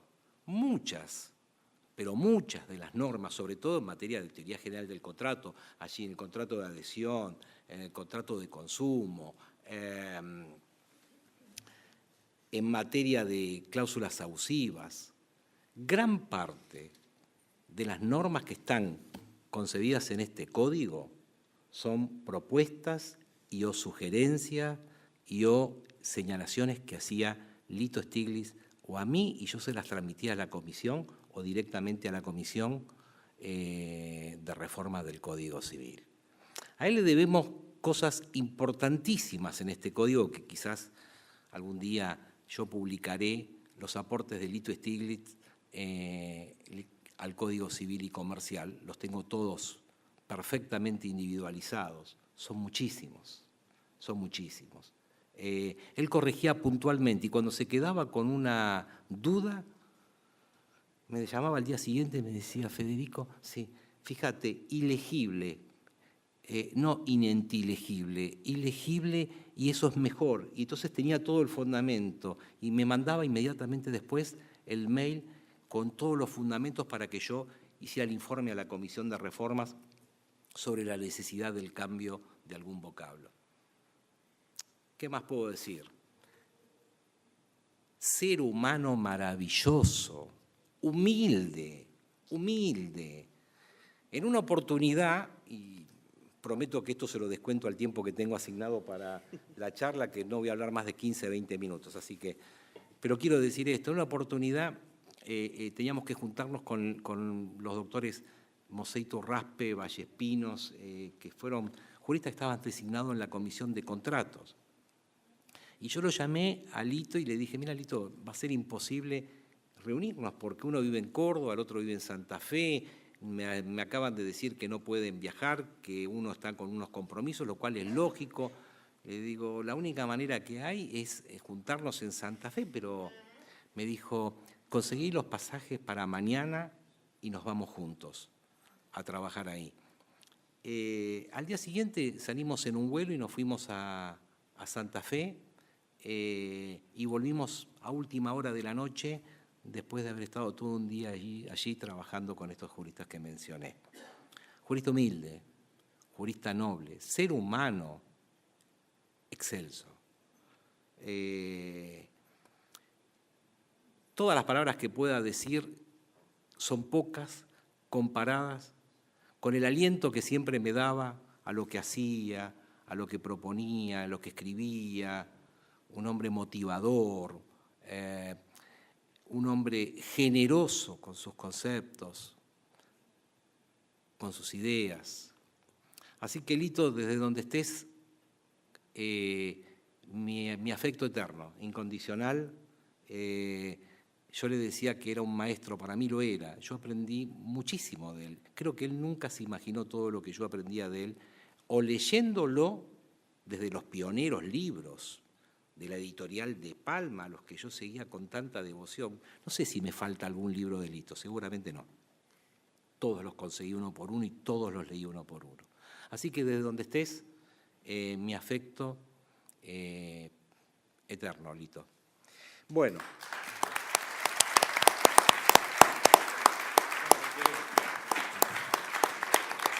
Ahora sí podés hablar tranquilo.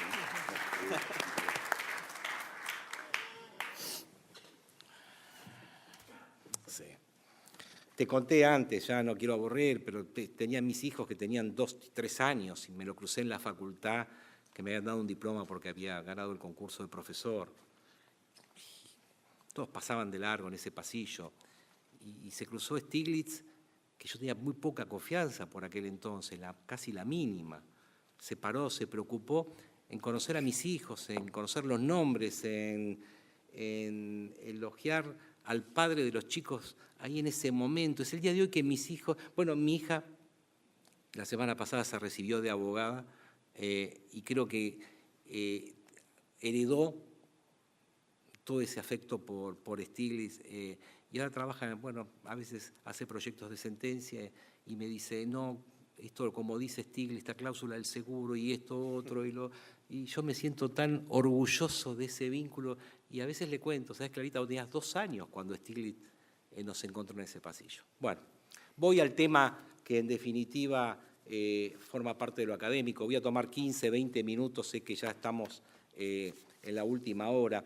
Yo quise elegir un tema que a mí me parece que es central. Yo lo denomino el de las cargas probatorias dinámicas, pero en realidad es mucho más abarcador que el de las cargas probatorias dinámicas en el Código Civil y Comercial. Voy a hacer una pequeña prolepsis que ahora está un poco más de moda, pero en la literatura o en el cine es cuando el director o el autor anticipa una parte alterando la secuencia cronológica de lo que va a venir. O sea que la película empieza con una escena o el libro comienza con una narración que en algún momento el espectador o el lector va a volver a encontrar porque la tomó, la extrae y altera esa secuencia cronológica. La prolepsis es un desafío porque para un cine, mucho más porque el espectador ve algo que ya sabe cómo termina o ve algo que en definitiva va a desencadenar la película. Y voy a empezar esta prolepsis con un fallo que es del año 1997 de la Corte Suprema de la Nación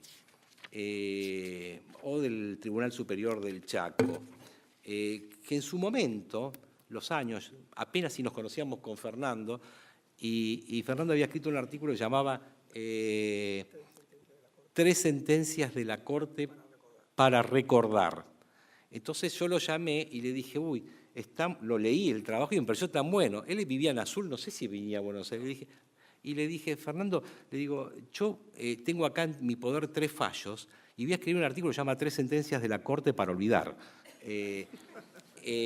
Digo, no, lo tomo como una unidad, pero un poco para hacer el contrapunto. Eran de distintos tribunales superiores los que yo tenía en mi poder. Uno de ellos era este.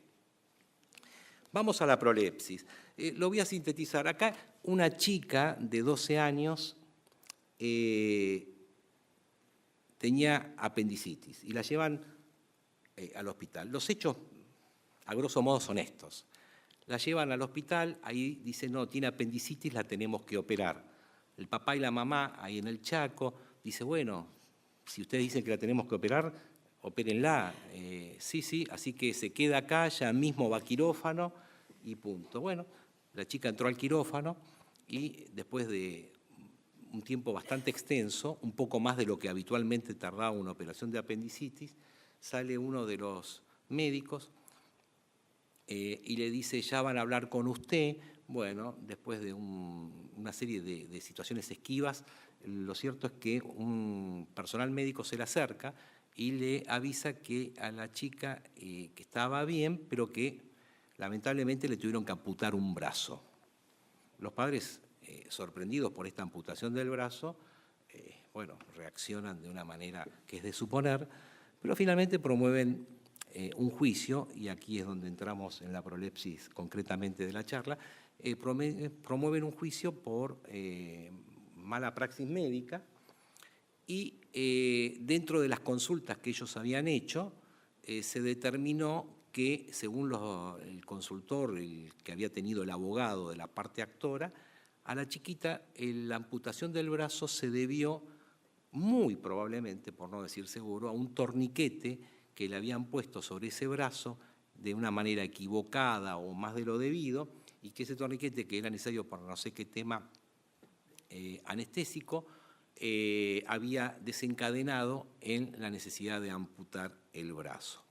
Sobre esa base promueven la demanda y el juez de primera instancia hace lugar a la demanda, da por acreditada la culpa de los demandados, de los médicos demandados, y van a la apelación. En la apelación, los abogados de los médicos dicen, bueno, mira, acá se violó el principio de congruencia, porque la verdad, si usted mira el informe pericial, que nadie había objetado como una estrategia procesal, dice, si ustedes miran el informe pericial, fíjense que ahí los peritos dicen que el torniquete no se hizo, que el brazo no fue amputado debido a un torniquete mal hecho, sino a una inyección intravenosa que se le dio en el quirófano, que desencadenó no sé qué cosa, yo sintetizo, y que eso sí derivó en un cuadro que no se pudo reparar y se le amputó el brazo. Por lo tanto, hemos sido mal condenados, porque nos acusaron de un torniquete y dijeron que la culpa nuestra había sido o se había basado en un torniquete, y la verdad que no fue en un torniquete, sino que se basó en una inyección, que es una mala praxis, pero no es la misma que estaba plasmada en la demanda. Bueno, el abogado le habrá dicho, mire, frente a esto vamos al Tribunal Superior del Chaco, y fueron al Tribunal Superior del Chaco, y el Tribunal Superior del Chaco confirmó la sentencia de la Cámara y el rechazo de la demanda de daños y perjuicios. Y de allí transitaron, tocando bocina, a la Corte Suprema de Justicia de la Nación, año 1997, y plantearon con un recurso de hecho, porque el recurso extraordinario fue rechazado, porque en ningún tribunal superior está dispuesto a declararse arbitrario por la simple presentación de un recurso de una parte, y entonces llegó a la Corte Suprema. Y la Corte Suprema, cuando analizó el caso, la mayoría del tribunal, creo que tenía 9 miembros en aquel entonces, creo, pero lo tendría que revisar, pero la mayoría, o sea, 7 de los jueces, consideraron que había que aplicar el artículo 280 del Código Procesal y no abrieron la instancia, o sea que la Corte decidió no abrir la instancia para revisar esa sentencia. La conclusión fue que quedó firme la sentencia de Cámara que había revocado la primera instancia, y efectivamente los médicos se había comprobado en el expediente la culpa, pero no había sido invocado en la demanda. Entonces esa complejidad entre culpa, principio de congruencia, se mezclan principios y los tribunales suelen manejar estos principios a veces con un dogmatismo que los lleva a una cierta necedad en el resultado al que finalmente arriban. Y así fue que terminó este caso, 1997. Este caso a mí me había espantado. Por eso yo hablé con Fernando y le dije, es un espanto la situación de esta chiquita y la situación de los papás. ¿Qué le íbamos a pedir a los padres antes de promover la demanda? ¿Que contrataran al equipo médico más importante del mundo para poder adivinar qué había pasado en el secreto, en la intimidad de ese quirófano? Y además, ¿por qué los papás tenían que probar lo que pasó en el quirófano si los que estaban en el quirófano sabían perfectamente lo que para bien o para mal, o lo que habían hecho bien o mal, podían ellos mejor que nadie esclarecer? O sea, ¿quién en mejores condiciones de decir qué había ocurrido ahí adentro que los pocos que estaban allí? Que además estaban, hicieron y conocían científicamente las cosas de qué se trataba. Entonces me comencé a interiorizarme, yo ejercía la profesión, más que nunca por las cargas probatorias dinámicas, las teorías de Peirano y todas esas doctrinas, y fue lo que generó mi vocación por esta problemática de las cargas probatorias. Yo, en muchos años de abogado de barrio diría, en Mataderos, ahí tuve muchos años un estudio jurídico. El abogado de barrio, venían por una mala praxis médica, por un desalojo, por una sucesión, uno que le quería hacer juicio al Estado, uno que tenía una demanda contra las Naciones Unidas. O sea, todas las cosas que pueden pasar en un barrio, todas llegan al estudio, la gente viene, se sienta, desencadena, y además la primera media hora del relato no tiene nada que ver con el caso. O sea, la primera media hora del relato, que está empezando a hablar del cuñado y de la esposa y todo eso, quédese tranquilo, eso no tiene nada que ver, porque al final deriva todo esto en un juicio de medianería, que es lo que trajo el problema con el cuñado y con la esposa, y que uno creía que eso iba a ser un juicio de divorcio y no, era un juicio de medianería. 20, 25 años siendo abogado de un barrio, a uno lo lleva, además, de amplio espectro. El abogado tiene que ser, la persona sentada, venía por la jubilación, venía por lo que fuere. Y yo, si hay una conclusión que saco, y que se la enseño a los chicos en la Facultad de Derecho cuando enseño contratos, le digo, mire, el que domina la prestación, domina el contrato. Y el que domina el contrato, domina los medios de prueba de las prestaciones y de los comportamientos obligacionales. Porque él tiene el dominio, él tiene el conocimiento, él tiene el anticipo, él tiene el expertise de por dónde corre el riesgo del comportamiento equivocado y de las pruebas y de la documentación, y por eso que ese dominio de la prestación termina siendo el dominio del contrato entero. El que domina la prestación pone las cláusulas. Es difícil, le digo a los chicos, que el que no domina la prestación le diga al otro qué cláusulas van en el contrato. Agarren cualquier contrato de adhesión del mundo. El mismo que escribe las cláusulas es el que domina la prestación. Sería absurdo que el adherente domine la prestación. Eso no pasa. Entonces, y no es que domina la prestación, domina el contrato. Y el que domina el contrato, insisto, domina las cargas de la prueba, domina el control de los medios probatorios, el control del recupero de las pruebas necesarias para probar los comportamientos debidos. Y entonces, este poder, este desequilibrio o esta asimetría que se da a nivel prestacional en la calle, se traslada en lo jurídico al contrato y después, frente al incumplimiento, al defecto, renace en el proceso. No desaparece. Es un error pensar que el desequilibrio del consumidor está en el mercado, entonces el legislador lo toma en el mercado o le busca cómo vuelve a nivelar el desequilibrio, la asimetría de información, de poder de negociación que hay en el mercado y lo regula a través de las cláusulas abusivas, a través de los deberes de información, etcétera, etcétera, el ius ponitendi, a los contratos celebrados fuera de los locales comerciales, un montón de garantías sustanciales, pero ¿qué sería del consumidor si el legislador después lo deja a la intemperie en el proceso? Porque es en el proceso donde vuelven a renacer de una forma solapada, bajo los principios procesales, bajo la terquedad de los párrafos de un código de procedimientos que generalmente está redactado para nadie, o sea, para todos, que es equivalente al nadie. No es un código circunstanciado. Por eso yo digo que tiene que haber, de hecho, tiene que desarrollarse mucho más el derecho procesal del consumo.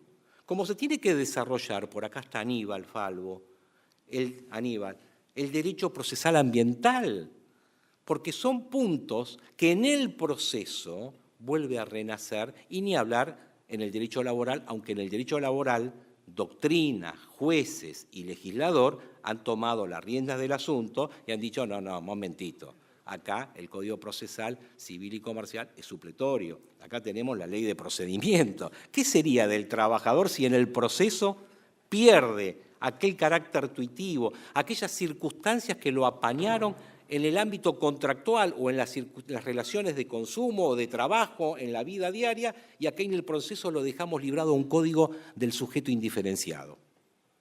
Entonces, el proceso no es una etapa, digamos, adjetiva, es la etapa más sustantiva de los derechos.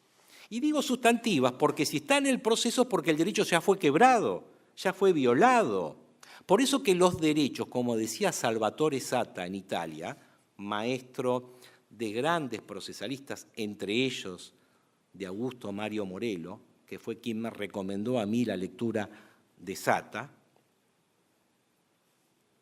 y Sata decía, cuando el derecho es violado, es quebrado, el primer lugar donde se realiza el derecho ahora es en el proceso.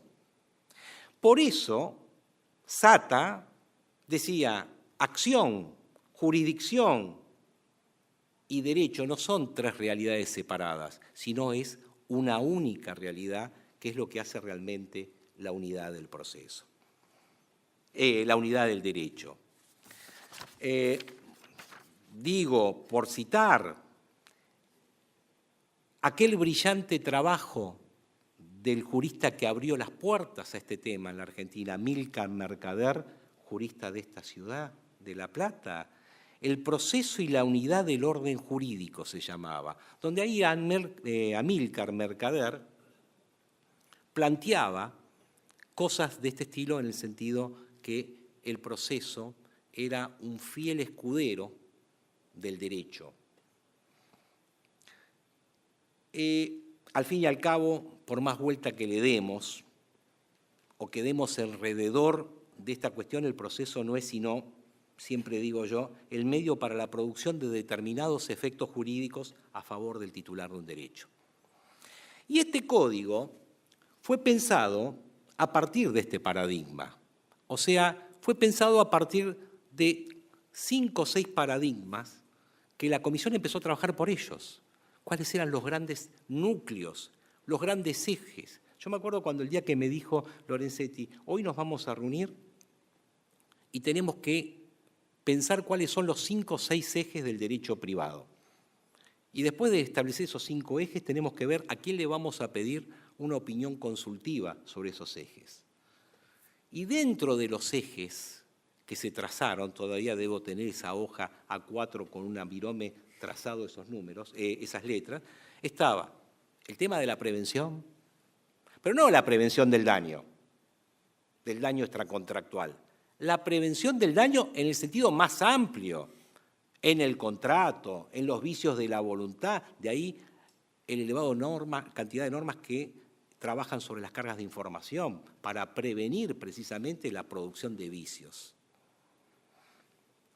El otro eje era el activismo del juez, porque la comisión estaba conteste en que no hay manera de defender a los derechos, no hay manera de que haya una tutela efectiva si no hay un proceso con un juez que no sea una especie de espectador teatral del proceso, que no sea un mero apéndice del principio dispositivo, sino que sea activo de ese proceso. Fíjense ustedes, el juez debe ordenar lo necesario, dice el artículo 10, ahí al comienzo, para evitar los efectos del ejercicio abusivo o de la situación jurídica abusiva, y si correspondiere, procurar la reposición al estado de hecho anterior y fijar una indemnización. Esta es una norma que decía Lorenzetti. No van a pensar que esta es una norma adjetiva, procedimental, como pasa con, después lo voy a decir, sobre las cargas de la prueba. Es una norma sustancial, una norma de decisión. Es una norma que le está diciendo al juez, señor juez, mire, el abuso del derecho está bien, pero no es una afirmación dogmática. Requiere de un dinamismo suyo. Usted, que está frente a la situación real, en el derecho de familia, en los derechos reales, en el derecho contractual, en el derecho obligacional, no sabemos bien en qué situación se va a plantear, el codificador no lo puede prever, pero le está diciendo al juez, usted, mire, no puede ser un pasivo frente al abuso del derecho, no importa que se lo hayan pedido o no. Si le plantearon el abuso del derecho, ordene lo necesario para evitar los efectos del abuso del derecho. Hay un mandato acá. Hay un mandato y una atribución normativa de quién se hace cargo de la tutela efectiva de ese derecho. Esta norma hace que el abuso del derecho, a través de este contenido procesal sustancial, como lo quería Sata, decía, ¿cómo vamos a pensar que el proceso tiene un fin independiente del derecho sustancial? ¿Cómo podríamos pensar eso? Miren el artículo 960. Los jueces no tienen facultades para modificar los contratos, resumo, pero de oficio que lo modifiquen cuando se afecta de modo manifiesto el orden público. Que lo modifique es un eufemismo, que intervenga, que vea cuál es lo que tiene que reemplazar porque se está afectando el orden público en ese contrato. A lo mejor se está discriminando y eso es contra el orden público, como decíamos al principio. Señor juez, tome usted las riendas. ¿A usted se lo plantearon? Proceda. Y si es contra el orden público, aún de oficio. Vayamos al artículo 1713. La sentencia que admite la acción preventiva debe disponer a pedido de parte o de oficio, en forma definitiva o provisoria, obligaciones de dar, hacer, no hacer, según corresponda, y ponderar los criterios, etcétera, etcétera, etcétera. O sea, le está diciendo al juez, señor, usted llegó al momento de la sentencia, el daño, y usted ve que acá hace falta un mandato preventivo para evitar que se produzcan otros tantos, como aquel fallo que vos, pionero, como tu viejo, Gabriel, comentaste del Toto Iribarne, de los... El juicio era de Morón, del Toto Iribarne, en la cantera, y que ahí Iribarne, que era el juez de primera instancia, dijo, mire, señores dueños de la cantera, sí, tápenla para privar. Entonces, este era un modelo de tutela efectiva, porque estos derechos sirven solo si tienen este tipo de tutela efectiva. Y entonces, ¿qué pasaba con las cargas de la prueba? Que nosotros conocíamos, porque ya algunos juzgados las aplicaban, algunos tribunales la admitían, otros no, rechazaban de plano las cargas probatorias dinámicas, y entonces el legislador creyó oportuno y conveniente sentar una regla diversa a la del artículo 377 del Código Procesal Civil y Comercial, sino una regla que estableciera que frente a ciertos casos, frente a determinados casos quizá, aquellos casos en donde hay un dominio de la prestación que genera el dominio del contrato digital, ahí el juez tuviera también otro poder discrecional a su disposición. Por eso lo denomina facultades judiciales y el de distribuir la carga de la prueba. Entonces, el régimen quedó de la siguiente manera. En el artículo 1734, el legislador puso que el factor de atribución lo tiene que probar el actor. Y esto coincide con el artículo 377 que dice cada una de las partes deberá probar el presupuesto de hecho que hace a la norma que invoca en su favor. Pero este artículo 377 y el 1734 de los dos ordenamientos presupone que la carga de la prueba está en condiciones, entre comillas, normales para ser operada en el proceso. O sea, lo que presupone el artículo 377 dice, mire, usted pruébelo porque si usted está invocando tal norma, la culpa o la responsabilidad por culpa, el presupuesto es la culpa, la falta de la diligencia debida, entonces usted vaya y lo pruebe. Pero el legislador no puede prever todas las hipótesis que se van a presentar. Y una de ellas es, ¿qué hacemos con el artículo 377 cuando una de las partes oculta la prueba? ¿Qué hacemos con el artículo 377 cuando una de las partes tiene el control exclusivo de la prueba? Piénsese en la historia clínica, en registros que quedan archivados en un consultorio médico. Y esos son ejemplos estereotipados, porque hay miles más de pruebas. Entonces, en esos casos, el artículo 377, interpretado al pie de la letra, no tendría un valor deóntico, porque estaría ordenando a la parte una prueba imposible, sencillamente porque él no tuvo el control de esa prueba durante el trámite de la ejecución del contrato y de las respectivas prestaciones. Entonces, para esos casos específicos, que pueden obedecer a diferentes razones que ahora las podemos repasar, el legislador dijo, bueno, vamos a crear una norma de apertura, pero una norma de decisión, no una norma procesal, porque no es procesal la del abuso del derecho, no es procesal la norma que le dice al juez, usted modifique el contrato cuando viola el orden público, porque no es procesal la de la prevención del daño, porque todas estas normas no son, sino son sustanciales o normas de carácter tertium genus, yo le digo, o sea, que están ahí indicándole al juez cómo tiene que proceder en la defensa y en la tutela efectiva del derecho. Estableció una norma que es el artículo 1735, que, bueno, todos conocemos, pero por algún estudiante que pueda haber acá que no tiene acceso al artículo todavía, dice, no obstante, lo que se dije antes de quién tiene a su cargo la prueba, el juez puede distribuir la carga de la prueba de la culpa o de haber actuado con la diligencia debida, ponderando cuál de las partes se halla en mejor situación para aportarla. Tiene que ser un juez que tenga calle, ¿eh? Tiene que tener calle el juez, ¿eh? Tuvo que tener el estudio ahí en el barrio, por así decirlo. Tiene que tener calle para ponderar esto, porque las cosas vienen presentadas habitualmente en el proceso bajo la asepsia de una demanda y una contestación. Dice, el que se halla en mejor situación para aportarla. Si el juez lo considera pertinente, durante el proceso debe comunicar a las partes que aplicará este criterio de modo de permitir a los litigantes de ofrecer y producir los elementos de convicción que hagan a su defensa. Este último artículo fue una propuesta que tomaron Aida Kemmelmacher de Carlucci y Ricardo Lorenzetti para garantizar y satisfacer la defensa en juicio de la parte, porque en la teoría anterior las partes se veían sorprendidas por la aplicación de las cargas probatorias dinámicas el día de la sentencia final. Ya volveré sobre eso. Por ahora quiero decir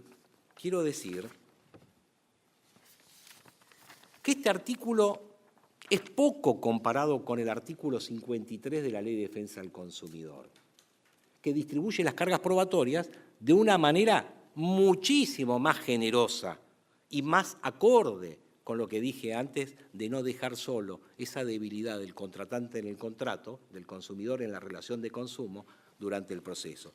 La Ley de Defensa del Consumidor también tiene una distribución de las cargas probatorias y dice, los proveedores deberán aportar al proceso, acá el legislador está atento, gracias Gabriel, aportar al proceso todos los elementos de prueba que obren en su poder conformes a las características del bien o servicio. Veremos qué servicio usted se metió, qué bien ofreció. Y conforme a esas características, todos los elementos de prueba que usted tenga o que de usted dependan o que usted debió haber tenido y no lo tiene, agrego yo, usted los tiene que aportar. Prestando, y esto ya lo dice de nuevo el legislador, la colaboración necesaria para el esclarecimiento de la cuestión debatida en el juicio. No hay carga probatoria más amplia y generosa que este artículo 53, al que aplaudo. El Código Civil, en otro ámbito, ahora más limitado, dice, en cambio, por una cuestión lógica, que el juez puede distribuir la carga de la prueba a la culpa o de haber actuado con la diligencia debida, ponderando cuál de las partes se halla en mejor situación para aportarla. Mis últimos 15 minutos son para hacer algunas reflexiones sobre la interpretación de este artículo. Ya dije que es una norma, a mi modo de ver, de derecho sustancial. Aquí no puede haber confusión alguna. Esto es una norma que hace al funcionamiento de los derechos en el proceso. Segundo, las cargas probatorias dinámicas, según el artículo 1735, que tengo acá, dice facultades judiciales. Que esto no equivoque al abogado o al intérprete. El juez puede distribuir, no significa que lo puede o no hacer. El juez tiene que distribuir las cargas probatorias cuando observe que se dan los presupuestos que la norma establece de debilidad o de deficiencia técnica como para poder acceder a los medios probatorios. O sea, son obligatorias y no facultativas. Segunda cuestión, ¿el juez lo tiene que hacer de oficio o tiene que ser a pedido de parte estas pruebas? De cómo está redactada la norma y de la intención del legislador por lo que dicen los fundamentos, a mi modo de ver, no hay dudas que esto es una norma que el juez tiene que aplicar de oficio. Esto no significa que el actor, a la luz del artículo 1735, y acá hay abogados jóvenes, en su demanda ya tenga que invocar la distribución de las cargas de la prueba y, si es posible, argumentar y establecer, de ser necesario, medios probatorios para demostrar que esas cargas probatorias, en este caso concreto, son imprescindibles. No nos olvidemos lo que decía Carlo Carli, que era en realidad Clemente Díaz, ese gran procesalista, ¿no? Hablamos mucho de la carga de la prueba y a veces olvidamos la carga de invocar, que es una carga especial, porque el que no invoca pierde la posibilidad de que el juez después se pronuncie. Entonces, la carga probatoria, lo conveniente es que el actor, sabiendo que su cliente está en una posición deficitaria con respecto a la prueba de la culpa, ya lo invoque en la demanda misma y diga, señor juez, mire, aquí fue como se escamoteó la prueba. Yo no voy a tener posibilidades. Ellos están en mejores condiciones de acreditar estas cosas que pueden haber pasado. E incluso circunscribir el ámbito al cual tiene que referirse esa prueba o esa distribución. O sea, es de oficio, pero no quita la conveniencia de que el propio abogado de la actora sea el que incite al magistrado a que adopte esa posición. ¿Cuál es la motivación que se exige al juez para adoptarlo o no adoptarlo esto? Bueno, la mínima. La mínima. La verdad que el juez, ni puede prejuzgar, y segundo, sería contraproducente que esté obligado a fundamentar sobre qué puntos va a establecer la carga probatoria dinámica y sobre qué medios de prueba, porque eso podría conducir a que si después pasa como pasó en el caso que señalé en la prolepsis, resulta de la prueba pericial otros aspectos, se vea privado de poder invocarlos. ¿Este artículo rige para el ámbito contractual o para ambos ámbitos, extracontractual y contractual? Bueno, no hay ninguna duda que es una norma que va a tener muchos beneficios en el ámbito contractual, sobre todo en materia de responsabilidad profesional, responsabilidad de los médicos, de los abogados y de otros profesionales, pero no quita que también tenga un espacio para el ámbito extracontractual. Este es un punto interesante. ¿Cuándo corresponde transferir la carga de la prueba? Bueno, se han dado muchos criterios. Yo les puedo sintetizar algunos. La primera regla es que esto es una norma de desplazamiento de la carga probatoria de carácter excepcional. No es la regla, es de carácter excepcional. El segundo, el artículo enfatiza del siguiente modo, ponderando cuál de las partes se halla en mejor situación de aportar esa prueba. Ahora, ¿cuál es la parte que se halla en mejor situación? Es una norma indeterminada que corresponderá que el magistrado, según el tipo de relación jurídica que tenga en el proceso, tendrá que determinar. En algunos casos, cuando esté en mejores condiciones fácticas y jurídicas la otra parte de traer la prueba, eso solo alcanzará para transferir la carga probatoria. Lorenzetti señalaba, tiempo atrás y antes del Código, que es cuando más eficiente y menos costoso para la otra parte producir la prueba. Morello decía que es a la parte que le resulta más cómodo aportar la evidencia. En los casos difíciles, dice Mabel de los Santos. Y por último, en algún que otro autor se lee, por ejemplo, cercanía con el material probatorio, física o cercanía fáctica. En cualquiera de los casos, yo creo que todas estas variantes terminan conduciendo a un único lugar común, que es un poco la expresión del Código, que el juez va a tener que ponderar quién se halla en las mejores condiciones y si en este caso en concreto que tiene frente a sí se produce esa simetría con respecto al manejo de las pruebas que justifican el desplazamiento de la carga probatoria.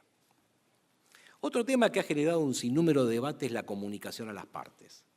Ya dije que el artículo le agregó un párrafo, y voy terminando, que dice, si el juez lo considera pertinente durante el proceso, debe comunicar a las partes que aplicará este criterio. Esto ha generado un sinnúmero de opiniones.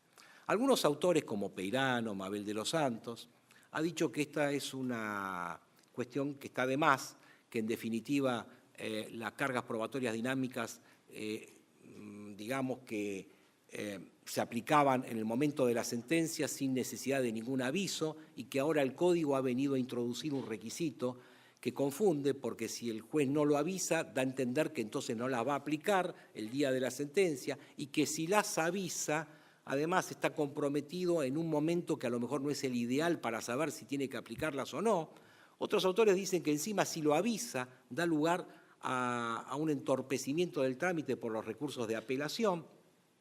Lo cierto es que el Código ha respetado el derecho de defensa en juicio y que un criterio distinto a este sería asignar una norma como que dijera lo siguiente: cada parte tiene la carga de la prueba de lo que el juez estime que el día de la sentencia va a considerar que tenía a su cargo. Ahora, esto es, en términos, como decía Kelsen, una no norma por falta de valor deóntico. O sea, sería una norma que dijera tanto como: adivine usted cómo va a fallar el magistrado para que su comportamiento se ajuste a ese o a esa previsión. Y eso no tiene un contenido deóntico. La norma tiene que garantizar un contenido mínimo deóntico. O sea, debería decir: de aviso, o, de lo contrario, estamos estableciendo unas cargas probatorias dinámicas que, insisto, los propios litigantes no tienen en claro al momento de contestar o de iniciar la demanda, y mucho más de contestar, si le va a ser atribuida esa posición probatoria. El momento para notificarlo debe ser cuando el juez junta la demanda y la contestación. Ahí tiene un panorama de la litis, más o menos intuye cómo se da la relación, cómo fue la relación jurídica de aquel entonces, qué pasó. Ahí tiene que intuir, insisto que acá la conveniencia de haber alegado sobre las cargas probatorias dinámicas en el momento de la demanda, y ahí el juez, en la primera audiencia, en la Capital Federal podía ser en la audiencia del artículo 360 o en cualquier otra audiencia similar en los códigos provinciales, es cuando que debería decirle a las partes con un auto que ha decidido aplicar en el caso concreto, en el proceso, las cargas probatorias dinámicas y abrirles un plazo mínimo de 5 días para que las partes puedan, a su vez, aportar las pruebas que hagan a su derecho. ¿Qué ocurre si el juez no acudió al artículo 1735 porque en el momento por descuido, porque no es un juez que lea los expedientes antes del día de la sentencia, se los hace leer a un empleado, el empleado lo leyó mal y entonces le dijo: mire, doctor, acá podemos ir a la audiencia de 360 sin invertir ninguna carga probatoria dinámica porque estoy leyendo la demanda y tiene una copia de la historia clínica, entonces ya sabía que había pasado, pruebas no le faltan? Así que los puntos periciales que pidió en la demanda son bastante completos, lo que demuestra que no estaba en una inferioridad. O sea que a partir del escrito de la pieza procesal comienza a deducir hipótesis sobre esa dinámica probatoria y entonces no la da. Y llega el día de la sentencia y mejor, cuando se produce la prueba, empiezan a aparecer un montón de circunstancias que quedan en el limbo, en la oscuridad, en la incerteza o en el desconocimiento, porque los peritos dicen: yo esto no lo puedo afirmar, lamentablemente no tenemos esto, no tenemos lo otro, así que no podemos decir exactamente qué pudo haber ocasionado esto, y el juez encuentra que aquel día había valorado las cosas de una manera y ahora, el día de la sentencia, se da cuenta que el cúmulo de pruebas, sobre todo la prueba pericial en materia de culpa, es importante. Bueno, ahí se encuentra con que ¿qué hace ahora? Ya es tarde para volver para atrás. Bueno, yo creo que el artículo es muy claro. El juez tiene que anticiparlo y darle posibilidad de defensa a la otra parte y escuchar a la otra parte sobre este punto. De manera tal que no comparto la opinión de destacados juristas que han dicho que, no obstante esa omisión de avisar y de distribuir las cargas probatorias, el día de la sentencia el juez las puede, no obstante, aplicar. No lo comparto. Lo que sí creo es que el juez debería, o mejor dicho, debe recurrir a las presunciones y a las facultades del artículo 163 para, a través de presunciones hominis y otro tipo de inducciones que pueda, indicios que pueda recolectar del marco probatorio, llegue a un resultado, yo diría, similar, lo repito 2 veces, y no idéntico al que tendría que haber adoptado al momento de distribuir las cargas probatorias. Un último punto, y sí termino. Se ha leído mucho este artículo 1735 de la distribución de las cargas de la prueba, y se leyó menos, o poco, o nada, el artículo 894 del Código Civil y Comercial, que establece la distribución de las cargas de la prueba. Entonces, si uno lee el artículo 894, lo hago brevemente, del Código Civil, dice: la carga de la prueba incumbe a, en las obligaciones de dar y de hacer sobre quien invoca el pago. Pero si un alumno de la facultad me dijera, doctor, usted estuvo hablando de las cargas probatorias dinámicas. El 1735 dice que el juez, atendiendo a las circunstancias y ponderando las dificultades de la parte para aprobar, él puede determinar, o usted dijo que incluso debía determinar él a quién distribuía y en que entonces él podía elegir entre el acreedor o el deudor, supongamos que el paciente es el acreedor y el médico es el deudor, dice que él podría, entonces el pago, ¿quién lo tiene que probar? Porque el artículo 894 dice que el pago, o sea, el haber operado bien en el quirófano, el pago, el cumplimiento, lo tiene que probar, dice el artículo 894, quien invoca el pago. No, quería usar las mismas palabras, quien invoca el pago, Gabriel, gracias. Y entonces, si esta norma, que es tajante, fíjense que esta norma no es de más o menos, del puede, sienta, dice las obligaciones de no hacer, ahí el acreedor. Entonces, es un problema. Se ha planteado, algún autor leí que escribió lo siguiente, bueno, este artículo 894 se contradice con el 1735. Por lo tanto, para armonizarlos, sostengo que el artículo 894 se refiere a los daños patrimoniales. Si una persona le hace un juicio a alguien por un daño patrimonial, o sea, un daño a las cosas, perdón, daño patrimonial, dije cualquier barbaridad, daño a las cosas, se aplica al 894. Y si es un daño a la persona, se aplicaría el artículo 1735. Bueno, no me encuentra de acuerdo este valioso aporte de sistematizar dos normas que en la apariencia parecen contradecirse. Doy a continuación mi modesta interpretación de esto. A mi modo de ver, hoy lo hablaba con Fernando creo que un poco compartía, pero bueno, lo comparto ahora con ustedes. La solución de esto es la siguiente y además la que se compadece con la ratio legis de ambos artículos. El artículo 894 dice, y dice con razón, que el pago de la obligación en las obligaciones de hacer y de dar lo tiene que probar el que lo invoca. O sea, a mí me basta acreditar el contrato con el médico, invocar el incumplimiento y el médico se le dispara automáticamente el 894 que dice, señor médico, le están diciendo que usted no pagó, pruebe usted que pagó. Pero entonces, ¿el médico tiene que probar su no culpa en el proceso por este artículo? No, en absoluto, porque acá viene la distinción. El artículo 894 distribuye la carga probatoria frente al incumplimiento absoluto, o sea, cuando la obligación no fue en absoluto cumplida. O sea, el médico no vino el día que me tenía que operar y yo demando al médico y le digo, señor médico, mire, usted no me vino a operar el día que me tenía que operar y se me agravó la enfermedad. En ese caso, el médico no vino, si quiere probar el pago, que lo pruebe él. Distinto es el caso cuando el médico viene, se encuentra conmigo y me opera, por dar el ejemplo del quirófano. En ese caso, yo no invoco el no cumplimiento absoluto, sino el cumplimiento defectuoso. Y el cumplimiento defectuoso tiene una pretensión procesal que difiere del cumplimiento absoluto, del incumplimiento absoluto, porque el incumplimiento defectuoso, la pretensión procesal va alrededor del defecto de cumplimiento. Entonces, yo lo que le estoy imputando al deudor es que cumplió con defecto, deficientemente, sin la debida diligencia. Y ahí forma parte de mi prueba esa debida o indebida o falta de debida diligencia, porque esa es la carga mía que me pone el 1734, porque esa es la pretensión. El defecto integra la pretensión procesal. En la otra, el no cumplimiento total de la prestación pone al margen el problema del defecto que no hay porque nada cumplió. Bien decía Huere que el que no cumple en absoluto es una responsabilidad objetiva. O sea, no puede decir, mire, acá no me libero. El médico responde en forma objetiva a esas responsabilidades, porque directamente ni fue cuando tenía que ir a operar.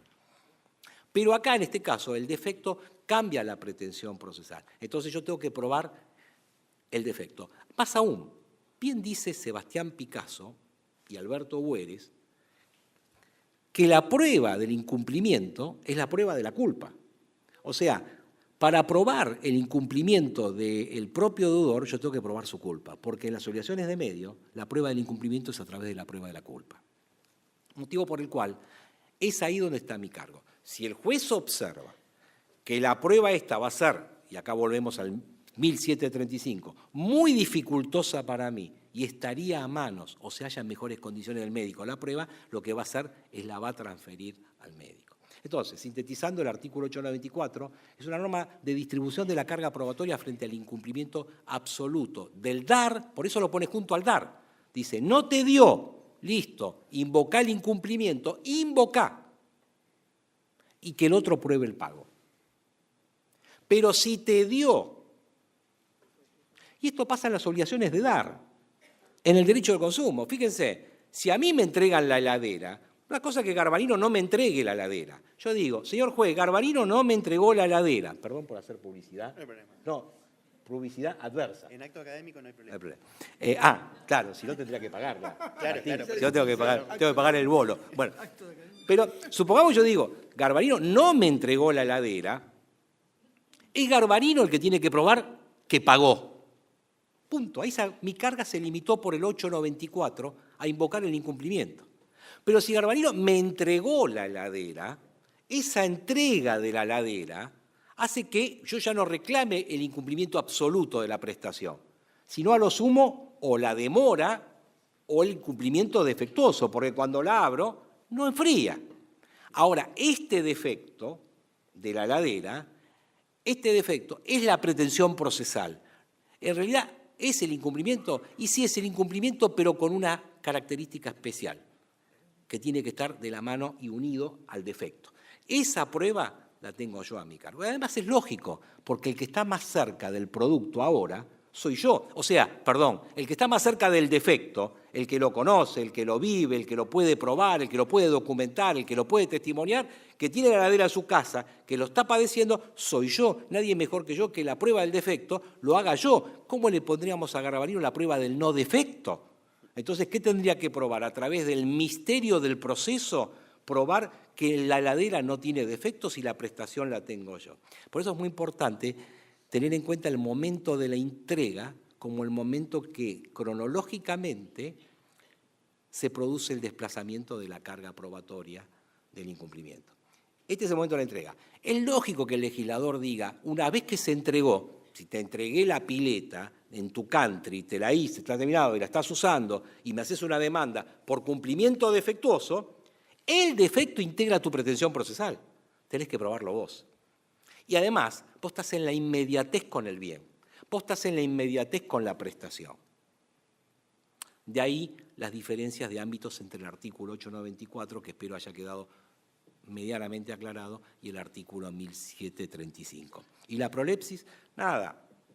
Yo diría, no la conozco a la chiquita, hoy debe ser una señora, que le falta el brazo. No conocí a los padres, aunque dije, qué dolor el de estos padres al ver salir a su hija del quirófano sin un brazo y que le dijeran que había pasado una falla. Qué dolor de estos padres y del abogado, hoy en el día del abogado.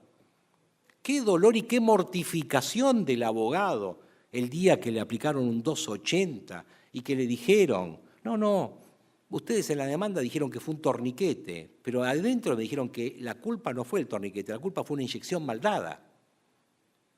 Bueno, yo diría que hoy ese caso, a la luz del artículo 1735, no tendría dudas. Al menos se podría darle esa reparación por equivalente de la que habló Fernando y decir nunca más casos como estos en los cuales la desprotección que pasa en la relación jurídica se prolongue de forma mortal.